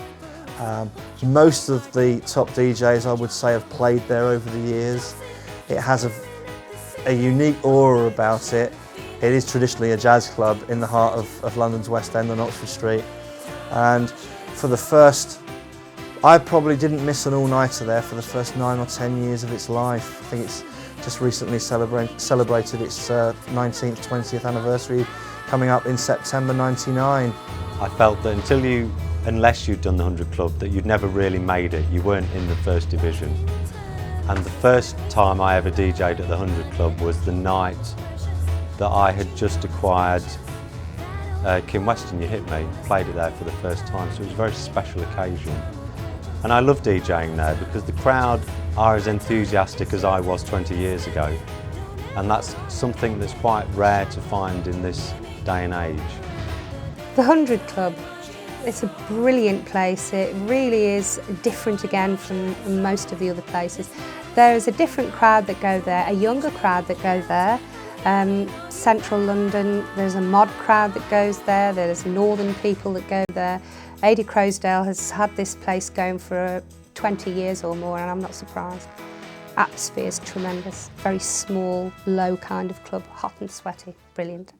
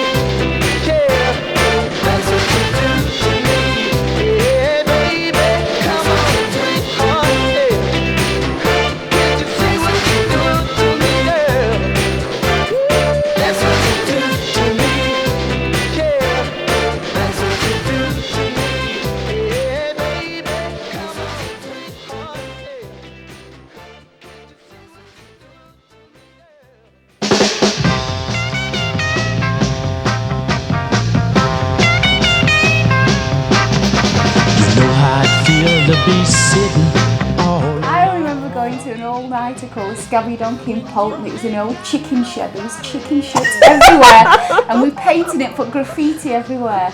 And then the guy who was running it, Jim Hodgkinson, got done for harbouring drug addicts. It was fantastic, yeah. The strangest all-nighter that I've been to, and I've been to quite a few, but the strangest one had to be a place called Poulton. It was a chicken shed, I believe, an old disused chicken shed. And this guy Jim, his parents used to have this farm, and they let him use this chicken shed, and it was converted into an all-nighter.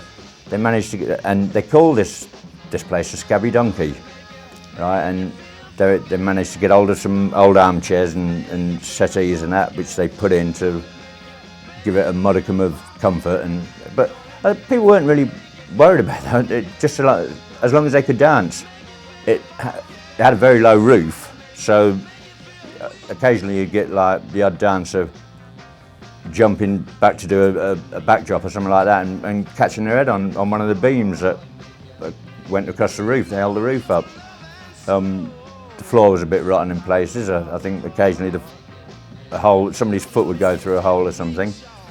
I can remember when you came out in the morning, you used to get attacked by these bloody geese. You'd be walking and you'd be going across these like stepping stones to keep out of the mud and that, you know, and you'd have these like a herd of geese following you, like pecking at you and having a go at you. But it was fun. In 1972, being part of the soul scene, we used to, after the Mecca, go to the Torch in Stoke. But the Torch was only on fortnightly. So I decided that with my father having a farm at that particular time, we'd open our own disco, an all-nighter as it were, in a hen cabin. We took a lot of time getting it right. We used to put dance floors in and we painted it and put the posters up, etc. The bar, as in not alcohol bar, but we used to have soft drinks. And it was a great time at home. It got named by Tubby from Accrington, the Scabby Donkey. A renowned all-nighter called the Scabby Donkey. Didn't have a big clientele, but they were good. They could dance. Tony Jebb was the DJ. You danced the night away. From there, out in the morning, into the mud and away with a mist. It was great. Then to a cafe, work your way home. You'd have some good times there, but when you think about it, what are you going to do in a hen cabin? But we found plenty to do. Maybe, I suppose you could call us pioneers in those days. Maybe we were the first people to pioneer outdoor music on a farm in the middle of a field. Scabby Donkey was in a barn, a very, very small place of two levels, separated by a few steps, and it was very small, and Tony Jebb was also the DJ there. The people that used to go to the Scabby Donkey did not know this, but I went to Blackpool Tip and I got a three-piece suite, and the springs, well, I remember a couple of the springs were sticking out, and that's what we used to sit on. It used to be a big convoy back from the Mecca to the farm, which I won't give you the location because obviously it was like a bit of a secret society and not a lot of people actually knew where it was, and it was by invitation only, really. But people got there, and this particular day I remember that a few people were dancing around, and it was old concrete on the floor, and over the old concrete I put 3x2 spars, and then we covered it with plywood, and then we varnished the plywood. Well, what happened is that the concrete was very thin, because my father only just put a thin skimming on, and the concrete gave way, or should I say the cement gave way, and then of course there was a void underneath where the water had been taking all the soil away, and one of our guests fell in.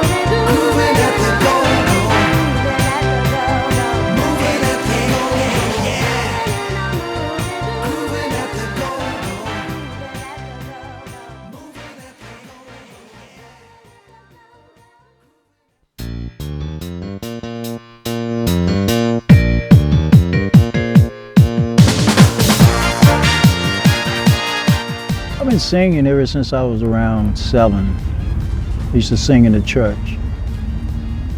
And during my teen years, I played with a band. And I was discovered over at Vanderbilt University by this writer, Matt Gaten. And he introduced Everlasting Love to me. And we cut it, and it hit. There is a select group of people in the north of England, the Northern Soul people, and it's more like a cult following, if you will. It's amazing. It's absolutely amazing how they know every song, for example, that I've ever written. Songs that I've forgotten I'd written myself. I had a guy come to me at one of the all-nighters I was playing, I was in England, and he brought a record to me. It's one of the funny story. He says, "Philip Mitchell signed this record for me," and I said, I looked at it, I took the record, and I looked, this is not me. He said, "Sign it for what?" I said, "This is not mine." He said, "Oh yes, it's you, believe me, it's you." I said, "No, this is not me, this is Don Covey." He said, "But yes, Philip, but it's you singing along with him. I know your voice anywhere." And I thought, man, you're crazy. Get out of here, you know. And he said, "I promise you, here, I'll give you a copy. You take this, if you sign it for me, you take this, and if it's not you, then write me and send it back, but just take it and see." And I honestly took the record, and I went home and I played it, and it was me. I trust when they hear this music, it'll bring back fond memories. I also hope that they will reinvent music to the youth of today so that we can stop the harmonic illiteracy that's going on and seems to be fairly prevalent in the world today. We're working on a 3rd generation of harmonically illiterate children, and I think it's a shame. I know a multitude of musicians who put their heart and soul into their craft, and it would seem that everything that's old becomes new again. So if that is the case, then real music has a good future. And I thank you for the opportunity that you've given me to sing. I've heard that you Northern Soul people really appreciate, really dig Love is Serious Business, and that's a pleasant surprise. I'd like to one day to get to England myself and be able to perform it live for you. So let the producers know you want me to come to England. I remember coming over to Great Yarmouth. You say it was 1990? My, how time flies. But yes, I was an artist at one of the Weekenders. And it was quite nice. The crowd was receptive and they seemed to like the music, and most of all, they were familiar with it. So that shocked me coming across, you know, the Atlantic and finding that my music, that people knew about it. Something that you've done 25 years ago and never even thought any more of, and to see the people in England here and the north side, how they just got a hold of it and just made it something, and then to call us and have us come over here is just a phenomenal thing. And I really, really, truly appreciate it. I really do. You get to a certain stage of your career, you just think, I better start doing something different. I mean, you look at the situation with the music industry, everybody started saying, if you're not the Spice Girls, if you're not Eternal, what they don't realize that the flirtations in this country started that whole trend of girl groups. We came here and we became the babies of Britain and Europe because we were here, we were accessible. I first became aware of the Northern Soul scene in 1982. Chris King called us all over, myself, Al Kent, Lou Ragland, J.J. Barnes. We all came over to Nottingham, and I was just amazed, fascinated to find out, hey, I'm a star over here, you know? Here in the home of Robin Hood. Nottingham, I was just, I had been over before, but nothing like this. You know, in my own right, here I am, Pat Lewis, you know?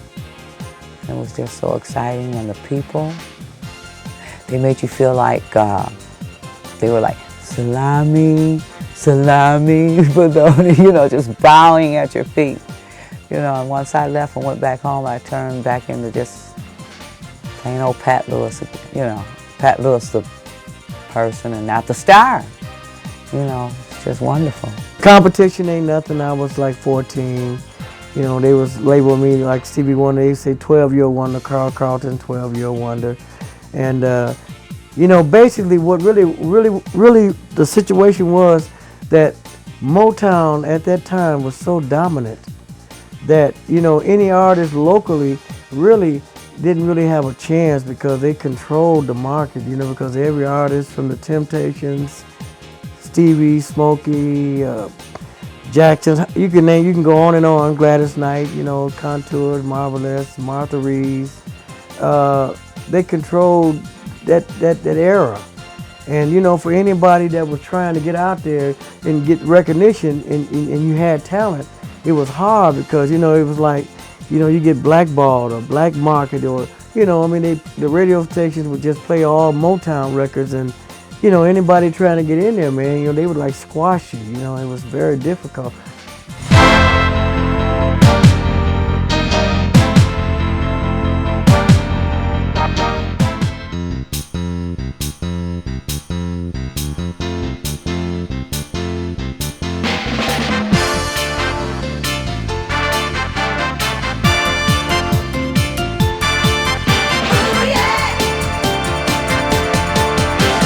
Price of a Ford, but I'm looking for a rose. What I wanna even count.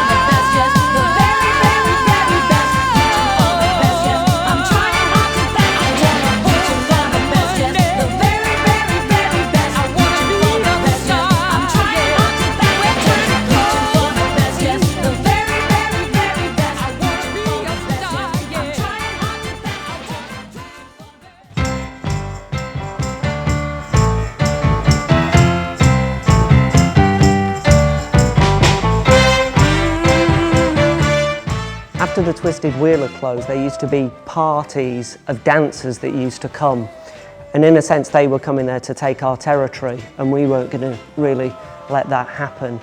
There was a little black girl from Manchester came down called Val. She was a brilliant dancer. And Frank Booper, he came down one night to challenge Roy Ashworth and myself. And at the time, we were probably known as being probably the best dancers from that part of Lancashire, say Blackpool, okay. But that night when Frank Booper got on the floor, a big circle emerged around him and he did his thing, you know. He was a brilliant dancer, spinning. And then Roy moved on and I moved on. Roy was dancing in one movement. Roy just got hold of me and threw me over his head. And I landed in a backdrop and came up and then just carried on dancing. Frank Booper just shook his head and walked off. That was it, Manchester destroyed by...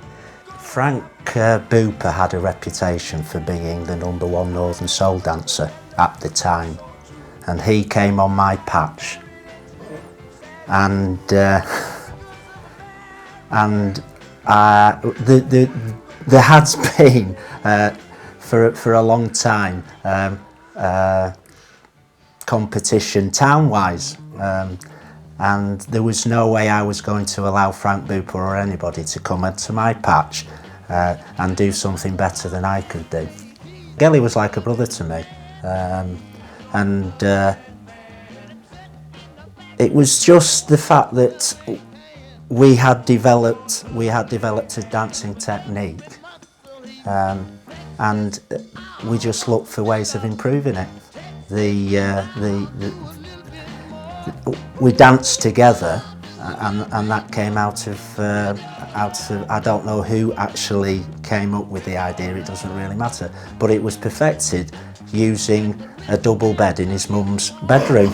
Dancing is, somebody started it somewhere. I think what it is, you get your records and you've got a mirror in your house and you practice your moves and you know the record's that good. Every beat, everyone who gets to the beat, you know the next beat, so you know which move, which turn, where you drop, you come up on a beat, boom, dum, dum, dum, boom, jump, and off you go. And it's, you know the records, and the dancing is there, and everyone dances, practices. Anybody that says they didn't practice is a liar. They got home, got in there, front of the mirror, and practiced before they got to the club. And if you couldn't dance, you watched. And when you watched, you thought, dum, dum, dum, dum, I'll do that. And then you practice it, you perfect it, and when that record comes on again, away you go. And next minute, you're a brilliant dancer.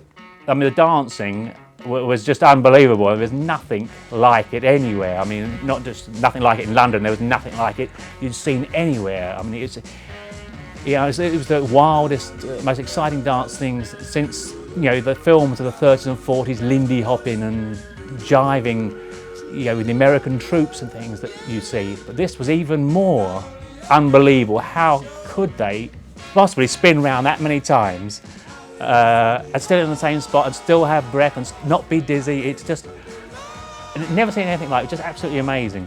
The dancing in the Highlandman was almost like a very, very early breakdancing type music. They would do things like backdrops, spins, front drops, followed by a bit of a forward roll occasionally, followed by somebody being thrown over somebody's shoulder occasionally. I.e. Roy Ashworth and Renee Gelston mastered it quite well, quite beautifully. It was a very early form of breakdancing without quite the same acrobatics involved. But it was new, it was fresh, it was different, it was hip at the time, it was underground.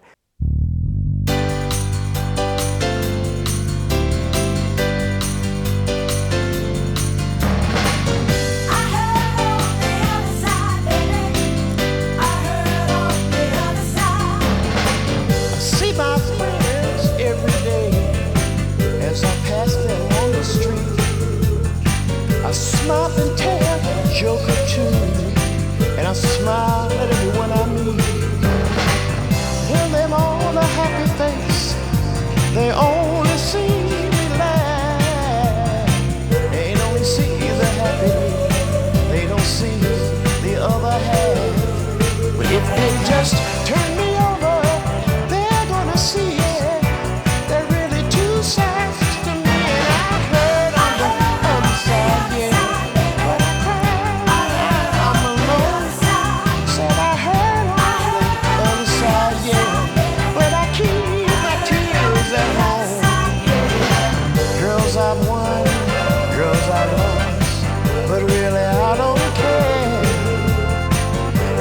that's what I make them think. 'Cause my secrets I never share. But once there was a special girl who I loved her so. Then one day she went away, but I can't let my feelings show. But if they just turn me over, they're gonna see it. They're really two sides to me, and I heard on the other side, yeah. But I cried on the road, said I heard on the other side, yeah. But I keep my tears at home.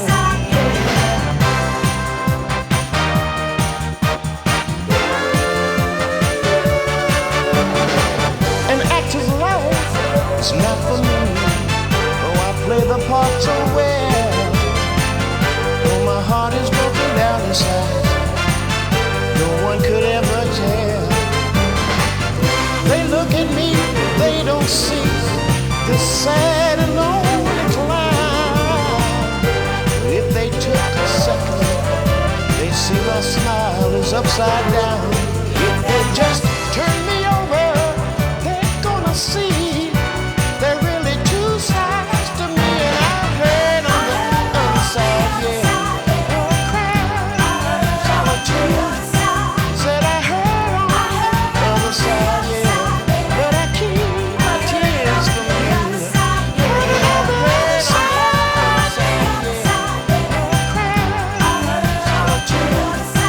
said I heard on the other side, yeah. But I keep my tears from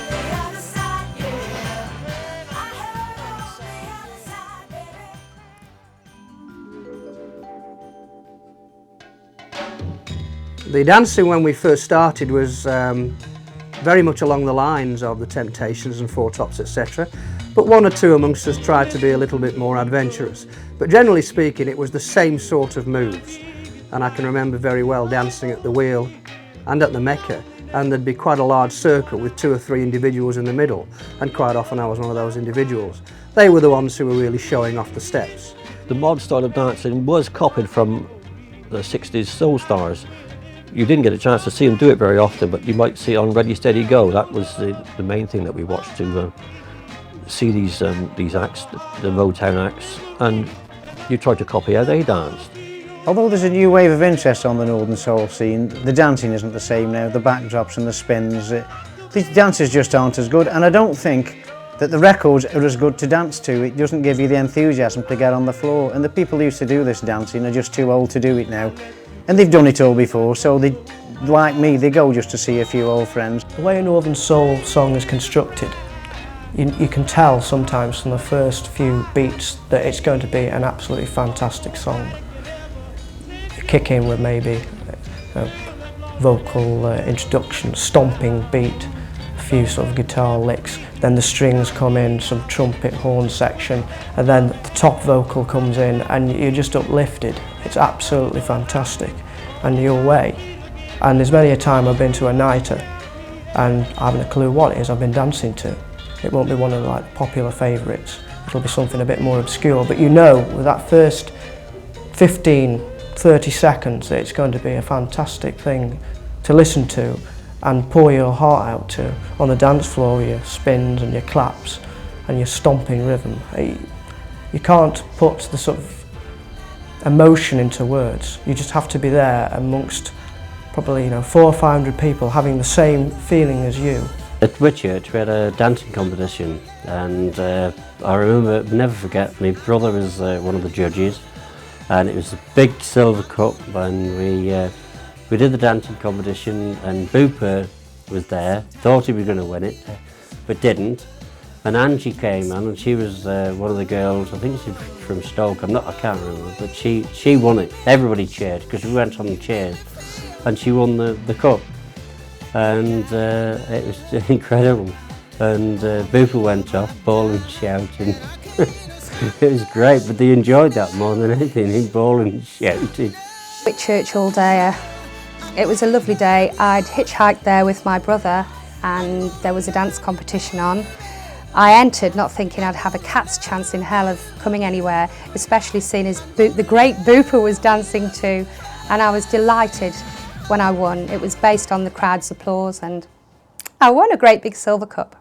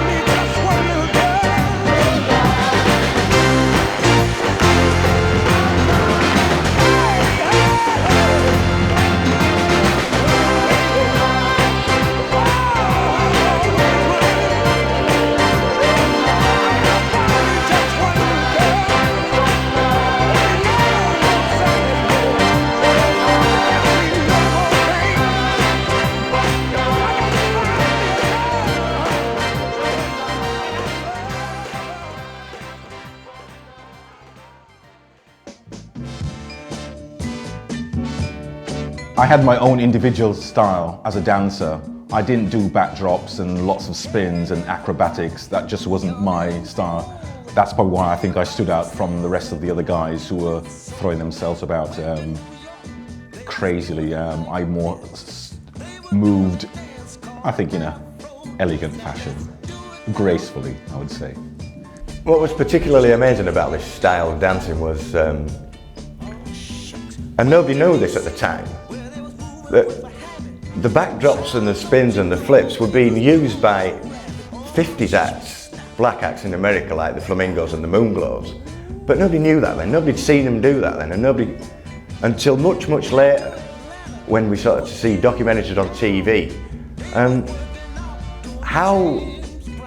don't know how, the white kids in the north of England started to do things that the black guys in the 50s were doing in the States. I mean, maybe that's how all working class people dance, to just get the rocks off like that.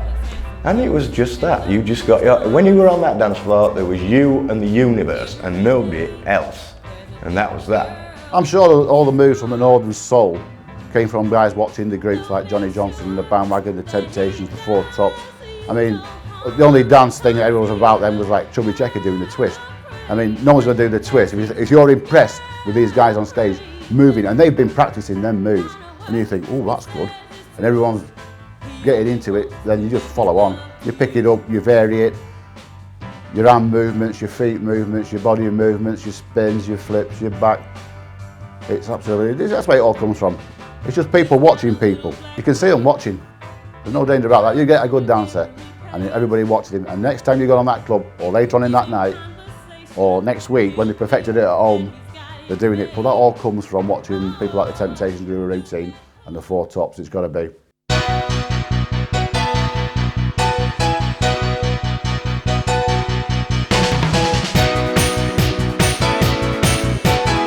Darling, after you had made our plan, put me down for some other man. In front of all my friends, you called me a clown and said, now this is the end. But nevertheless, I keep loving you, baby. I don't care what anybody says. Nevertheless, I keep loving you, baby. I don't care what anybody says.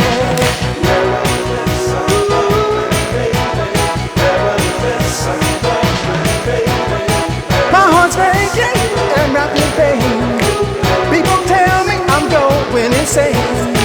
Tell me, baby, this is the truth. They never know what we can do. But nevertheless, I keep loving you, baby. I don't care what anybody says. Nevertheless, I keep loving you, baby. I don't care what anybody says.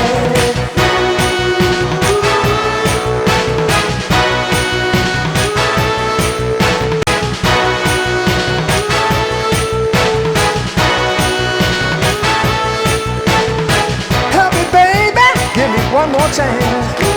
Help me, baby, to save our romance. If you do, I'll be so glad. If you don't, honey, I won't be mad. But nevertheless, I keep loving you, baby. I don't care what anybody says.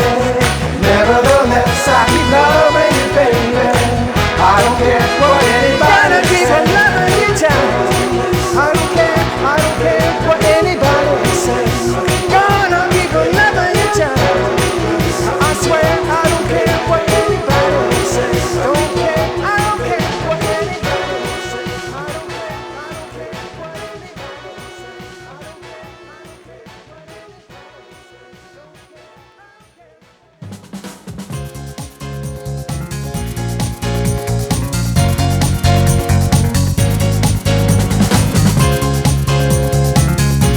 says. These are 3 record labels, that's okay. The Carstairs, who Ian Levine has got booked for tonight, they used to record on Carstairs, on the OK label. Riptych, Edwin Starr, JJ Barnes, the like, and this one which says like weathered with age, shall we say. This is Brunswick, and the big guy on that was Jackie Wilson and Fred Hughes, as I recall. And several others that time takes away like hair. Northern Soul fashions were so cool that I've ended up collecting all the labels and all the tags from all my shirts. Although the clothes wear out, I've taken the labels off Levi jackets and Levi jeans and Ben Shermans, and I've built up a collection over the last 30 years of stuff that's unavailable now, you know, and I'm going to frame it one day and stick it all over the wall, and along with my memorabilia from the clubs. I just basically picked everything up from everywhere, and people used to laugh at me, think I was stupid, but it's dated now as well, and the styles of the designs of the labels are quite old-fashioned and dated. It becomes obsessive. You become obsessive. You've got to have that next record, and what happens is when you get that next record, the joy is in the chase, not purely just the owning of it. Once you've got it, you put it in your box. What's the next one? That's the worrying thing. And you know, there's a lot being said about drugs on the scene. That one is the most expensive one, because if you're collecting rare records, my God, you've got to pay. You know, and that is the drug in it. It can seriously damage your wealth if you're not careful. It's fanaticism beyond the realms of comprehension, basically. You know, for example, you tell people that you work with that have no connection with it at all that you spent £500 on a record, and they think you're from Mars. Completely nuts. I was into Northern Soul so much, I even went out to the Trouble and went to the DVLC to get the number plate N5 OUL when it came out, so that we could make it look like Northern Soul. Unfortunately, the police are not too keen on this idea because it's illegally spaced. I was that keen on collecting things that I used to collect glasses and beer mats and trays and stuff, and I've also ripped some panels off the wall at the Mecca. I've got the G from the Golden Torch, and I've also got the needle that played the last record up the Mecca. And I just collected anything that I could get my hands on, basically, that I could get out of the club with. I have been stopped with a few things, you know, but it's all, I've just stuck it all in boxes and put it in the attic.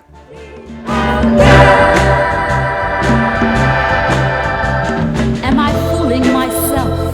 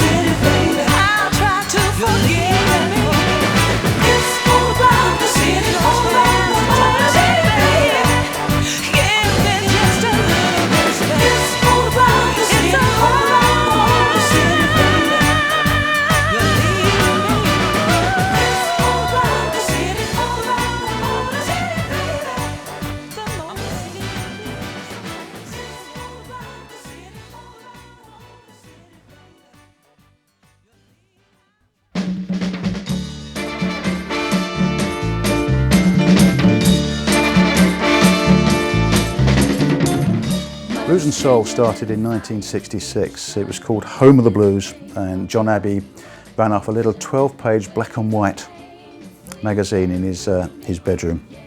32 years later, it's still here, and a lot of Northern Soul people during that period regarded the magazine as their Bible. I first became aware of Northern Soul, I guess, in the late 60s, by which time Blues and Soul, which started out as Home of the Blues, had become Blues and Soul, and people such as Dave Godin, David Nathan had joined the magazine, and They kind of helped develop the interest in Northern Soul as far as the journalistic side was concerned anyway.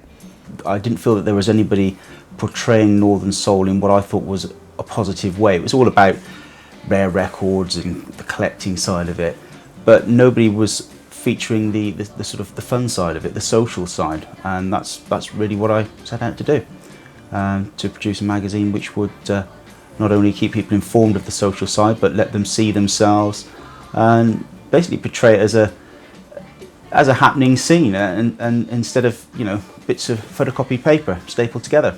For the last 10 years I've now been running a magazine basically based around 60s soul music and the Northern Soul scene. It's called Soulful Kind of Music. It averages 40 A4, 45 A4 pages every issue. There's articles from people like Dave Golding, John Smith, myself, several people who are regular people on the northern scene, DJs or just punters that go to venues. I run a magazine called Soul Underground, which I started back in 1993. This came about basically my passion and enthusiasm for the music that I've enjoyed for like 22 years. I just wanted to take it one step further, reviewing records, reviewing the current Northern Soul CD compilations that come out on the market, artist profiles, label listings, basically information about the music that I love and a lot of other people enjoy. We at Blues and Soul consider that that Northern Soul was a very important genre during that period, the 70s. And we had a guy by the name of Dave Golding, who I'm sure everybody knows. And Dave was, if you like, the god. He was almost a godlike figure as far as Northern Soul was concerned, and we covered the genre through David. He then left for a period to go to black music before he did actually make a return to Blues and Soul. But we recruited a guy called Frank Elson, whose function basically was to cover Northern Soul, and he did that for a number of years. Such a good time. Come on now, grab my partner.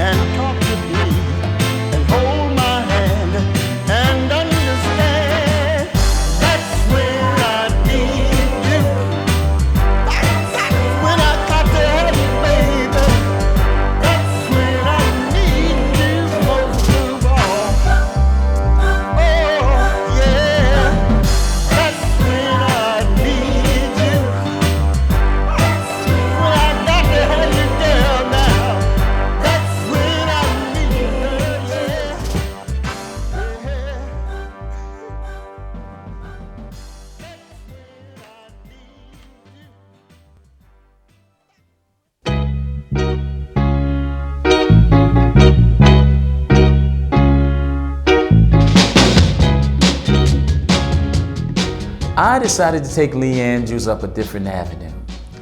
Motown was hot, people were dancing and so forth and so on, and I didn't see myself taking him in and singing a slow ballad that would only come out in the winter. And I needed a record for the summer.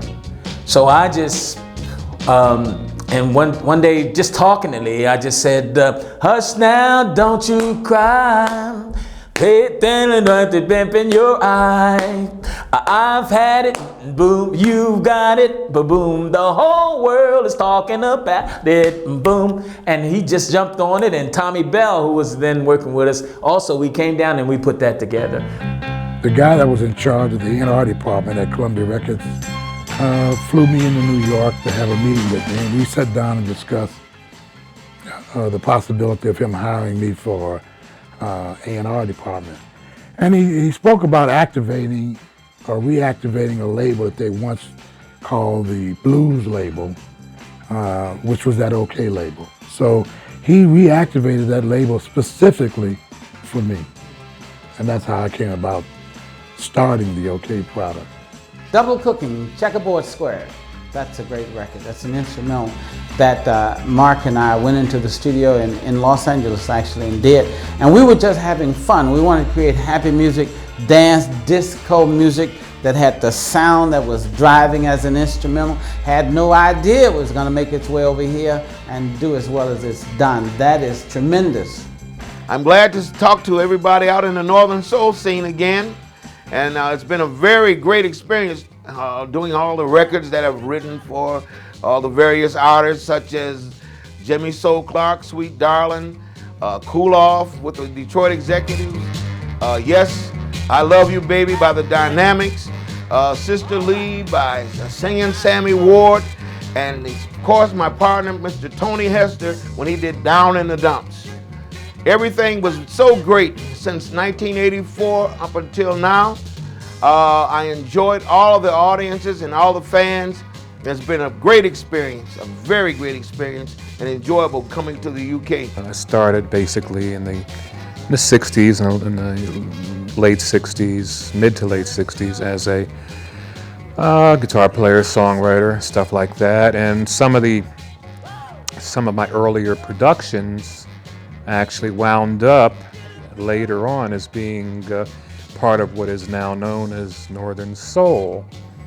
And one of them was by a guy, by the name of James Bounty, called Prove Yourself a Lady.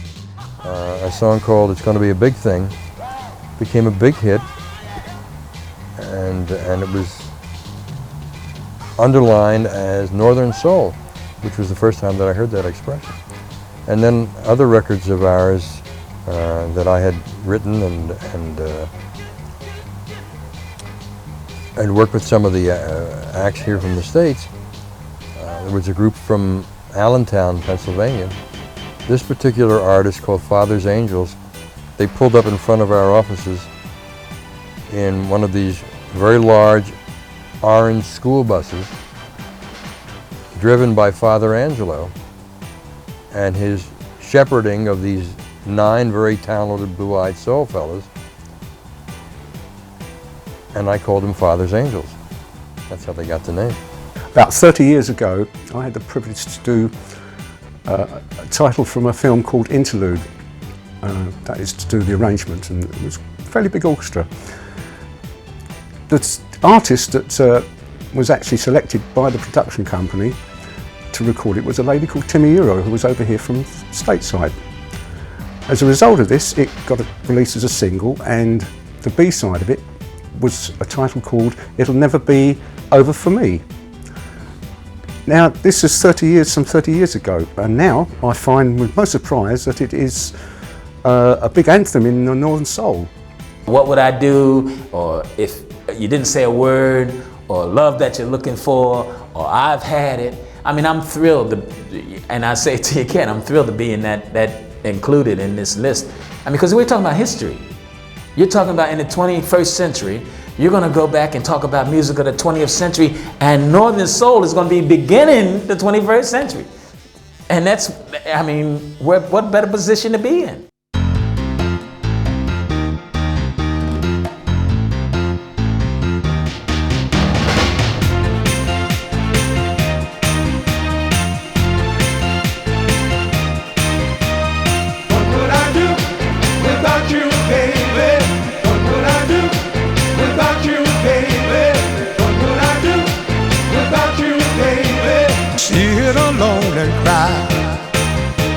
Just wondering why, oh why. It's too late to say that I'm sorry. It's too late to kiss and make up. It's too late to feel like I used to. It's too late to know that we are through. What would I do without you, baby? What would I do without you, baby? What would I do without you, baby? Sit alone and cry. Just wondering why, oh why. Maybe if I had a thought before I act, our love would still be the same. Just couldn't seem to get close together. Time after time we change like the weather. What would I do without you, baby? What would I do without you, baby? What would I do without you, baby? Sit alone and cry. Just wondering why, oh why.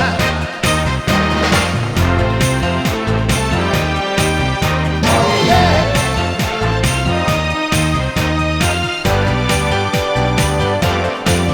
Oh yeah. What would I do without you, baby? What would I do without you, baby? What would I do without you, baby? Sit alone and cry. Just wondering why, oh why. What would I do without you, baby? What would I do without you, baby? What would I do without you, baby? What would I do without you, baby? What would I do without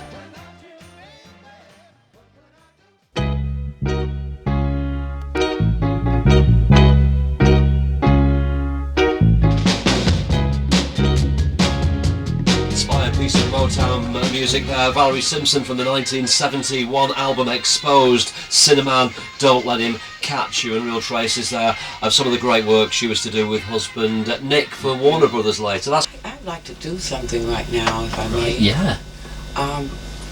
This is one of the reasons why I'm here now. Sort of got together and, well, Ian Levine, he decided on this song. And it's a tribute to all of those that have gone on, you know, to the northern soul in the sky. Yeah. Okay, well that fits quite well from what we've been talking about the tribute earlier on. And I learned this song while, you know, I was here, and I'd like to try and perform it live now. Okay, whenever you're ready, Pat. Okay, I'm ready.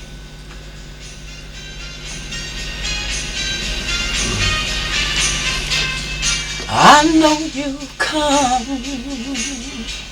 to tell me that it's over. Oh yeah, well alright, I'll let you go free. I first sort of came across Northern Soul, not as I was aware of it, when I was about 15. I'm originally from Stoke, and I used to listen to Dave Everson's radio show on the local radio signal, and he used to play some fantastic tunes. I had no idea what they were at all, and I used to try and get hold of some of the more accessible stuff from like Motown, things like that.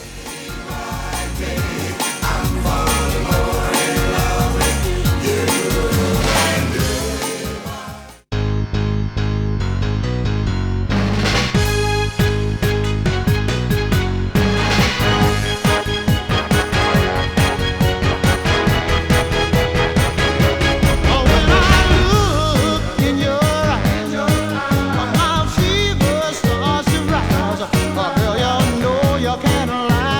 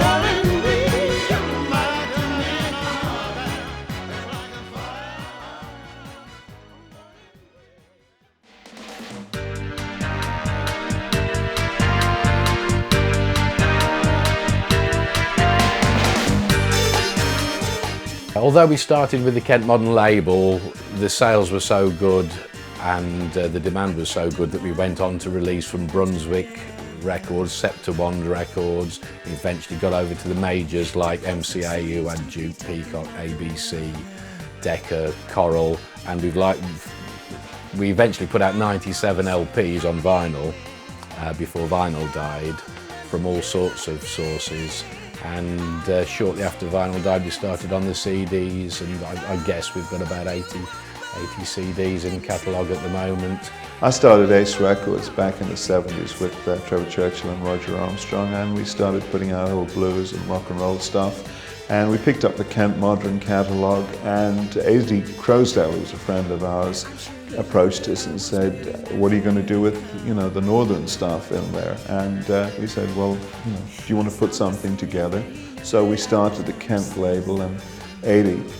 put 2 or 3 compilations together for us, and which sold extremely well, so that encouraged us to carry on with it. And it carried on right through the 80s and even into the early 90s, and altogether we put out 100 albums, and the bulk of them were compilations of Northern Soul, and the Northern Soul compilations sold extremely well. As we got into the end of the 80s, early 90s, the CD came along at that stage, and Northern collectors, soul collectors, didn't take to it initially, but I think what you suddenly got a situation, where like on a CD you've got 25, 28, 30 tracks, and there's a lot of great rarities, and people suddenly started thinking, hey, I can rebuild my collection. People who'd sold their collections, maybe to buy a house or something, could go out and buy 3 CDs, and they've got like the basis of a really great Northern collection.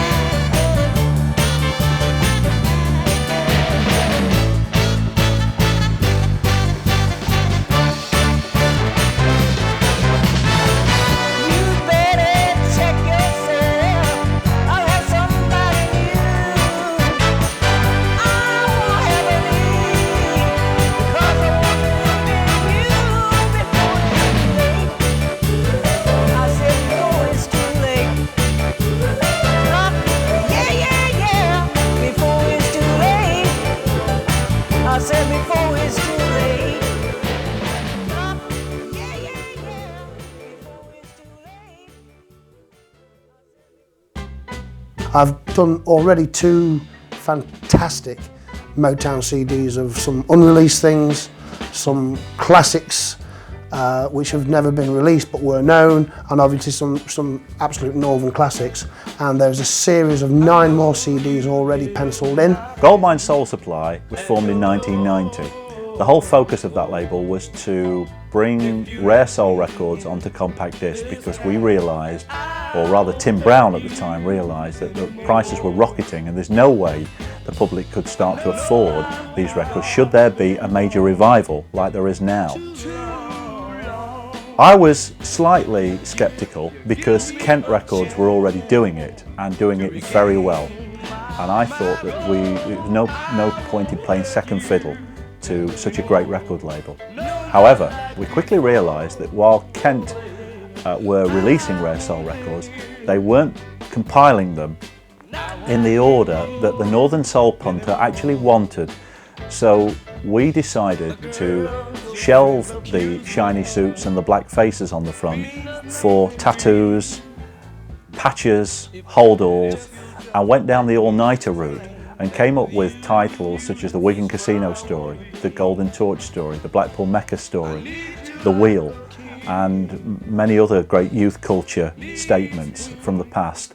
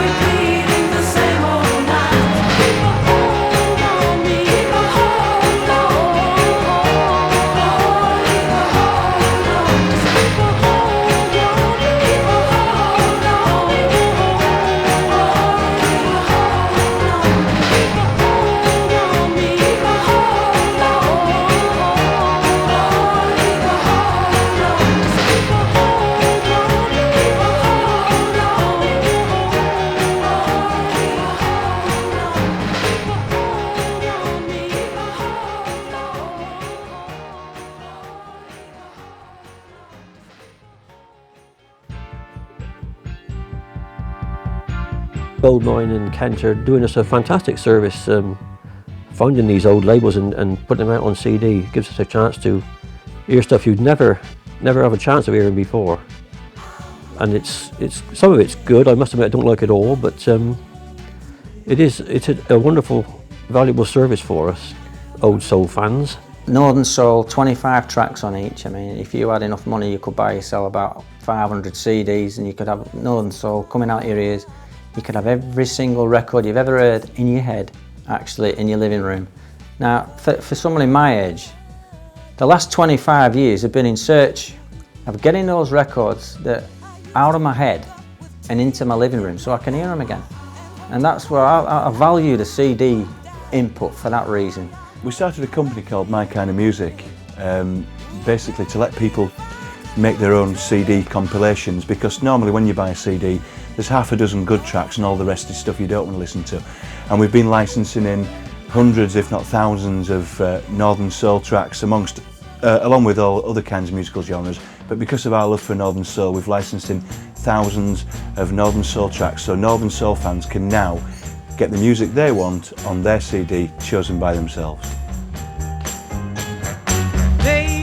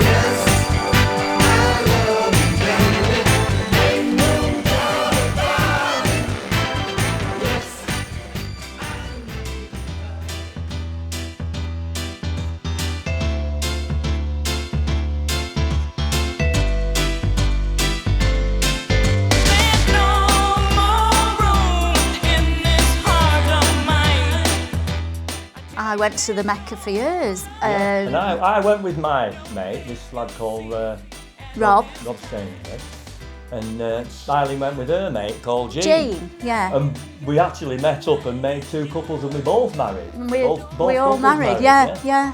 So it was quite a... It was quite an amazing it was quite fact. a social thing for Yeah, us, really, wasn't it? Yeah.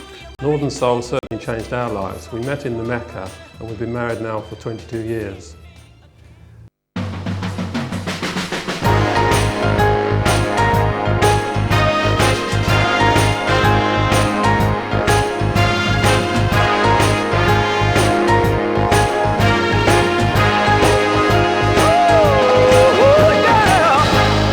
With this ring, I promise I'll always love you, always love you. With this ring, I promise I'll always love you, always love you. They used to call me the wanderer who never wanted to settle down, yeah. But I tell you, baby, I want to know more. Got to stay around, oh. With this ring, I promise I'll always love you, always love you. With this ring, I promise I'll always love you, always love you.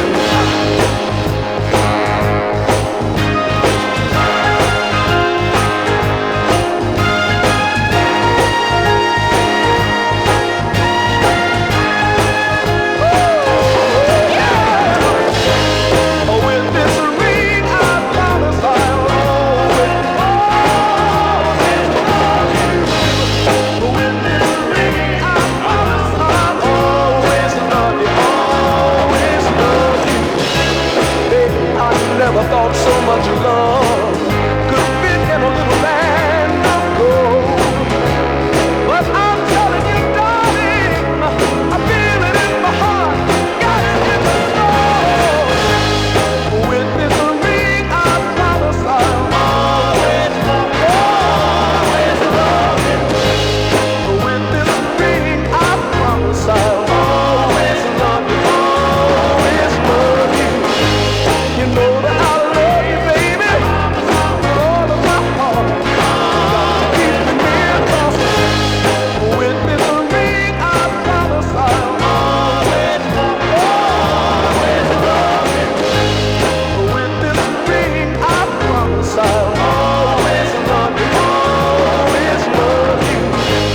You know that I love you, baby, with all of my heart. Keep me near, 'cause with this ring, I promise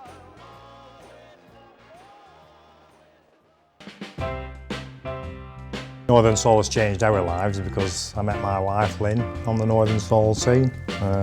I was 18, she was 16, and we're still together 25 years on. We've just had our silver wedding last year in August, and here we are.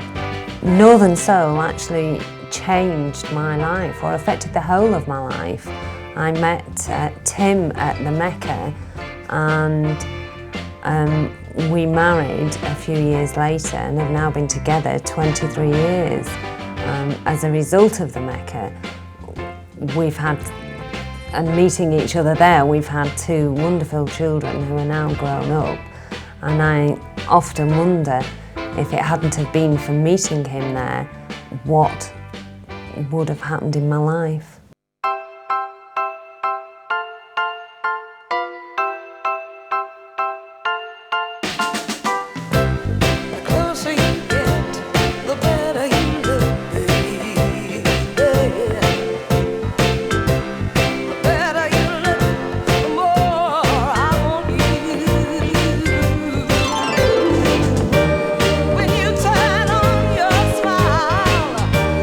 I feel my heart go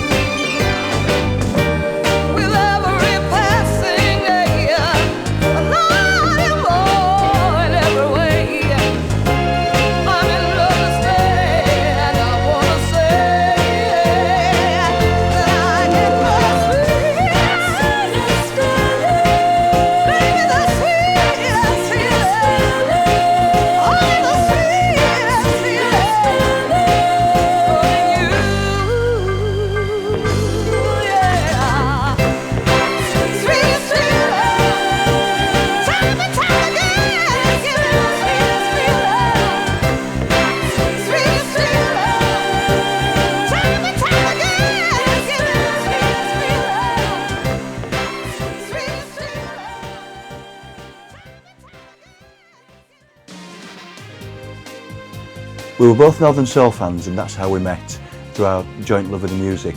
And we went to America, to Detroit, in November '96, the home of Motown, Hitsville, USA, to the original Motown building, where all the Supremes, Four Tops, Marvin Gaye, Michael Jackson, etc., recorded all the hits. And that's where I asked him to marry me. And a little later, we contacted Motown and asked if we could get married there, and they said yes. And so on the 25th of April 1997, we were married on the steps of historic Hitsville, USA.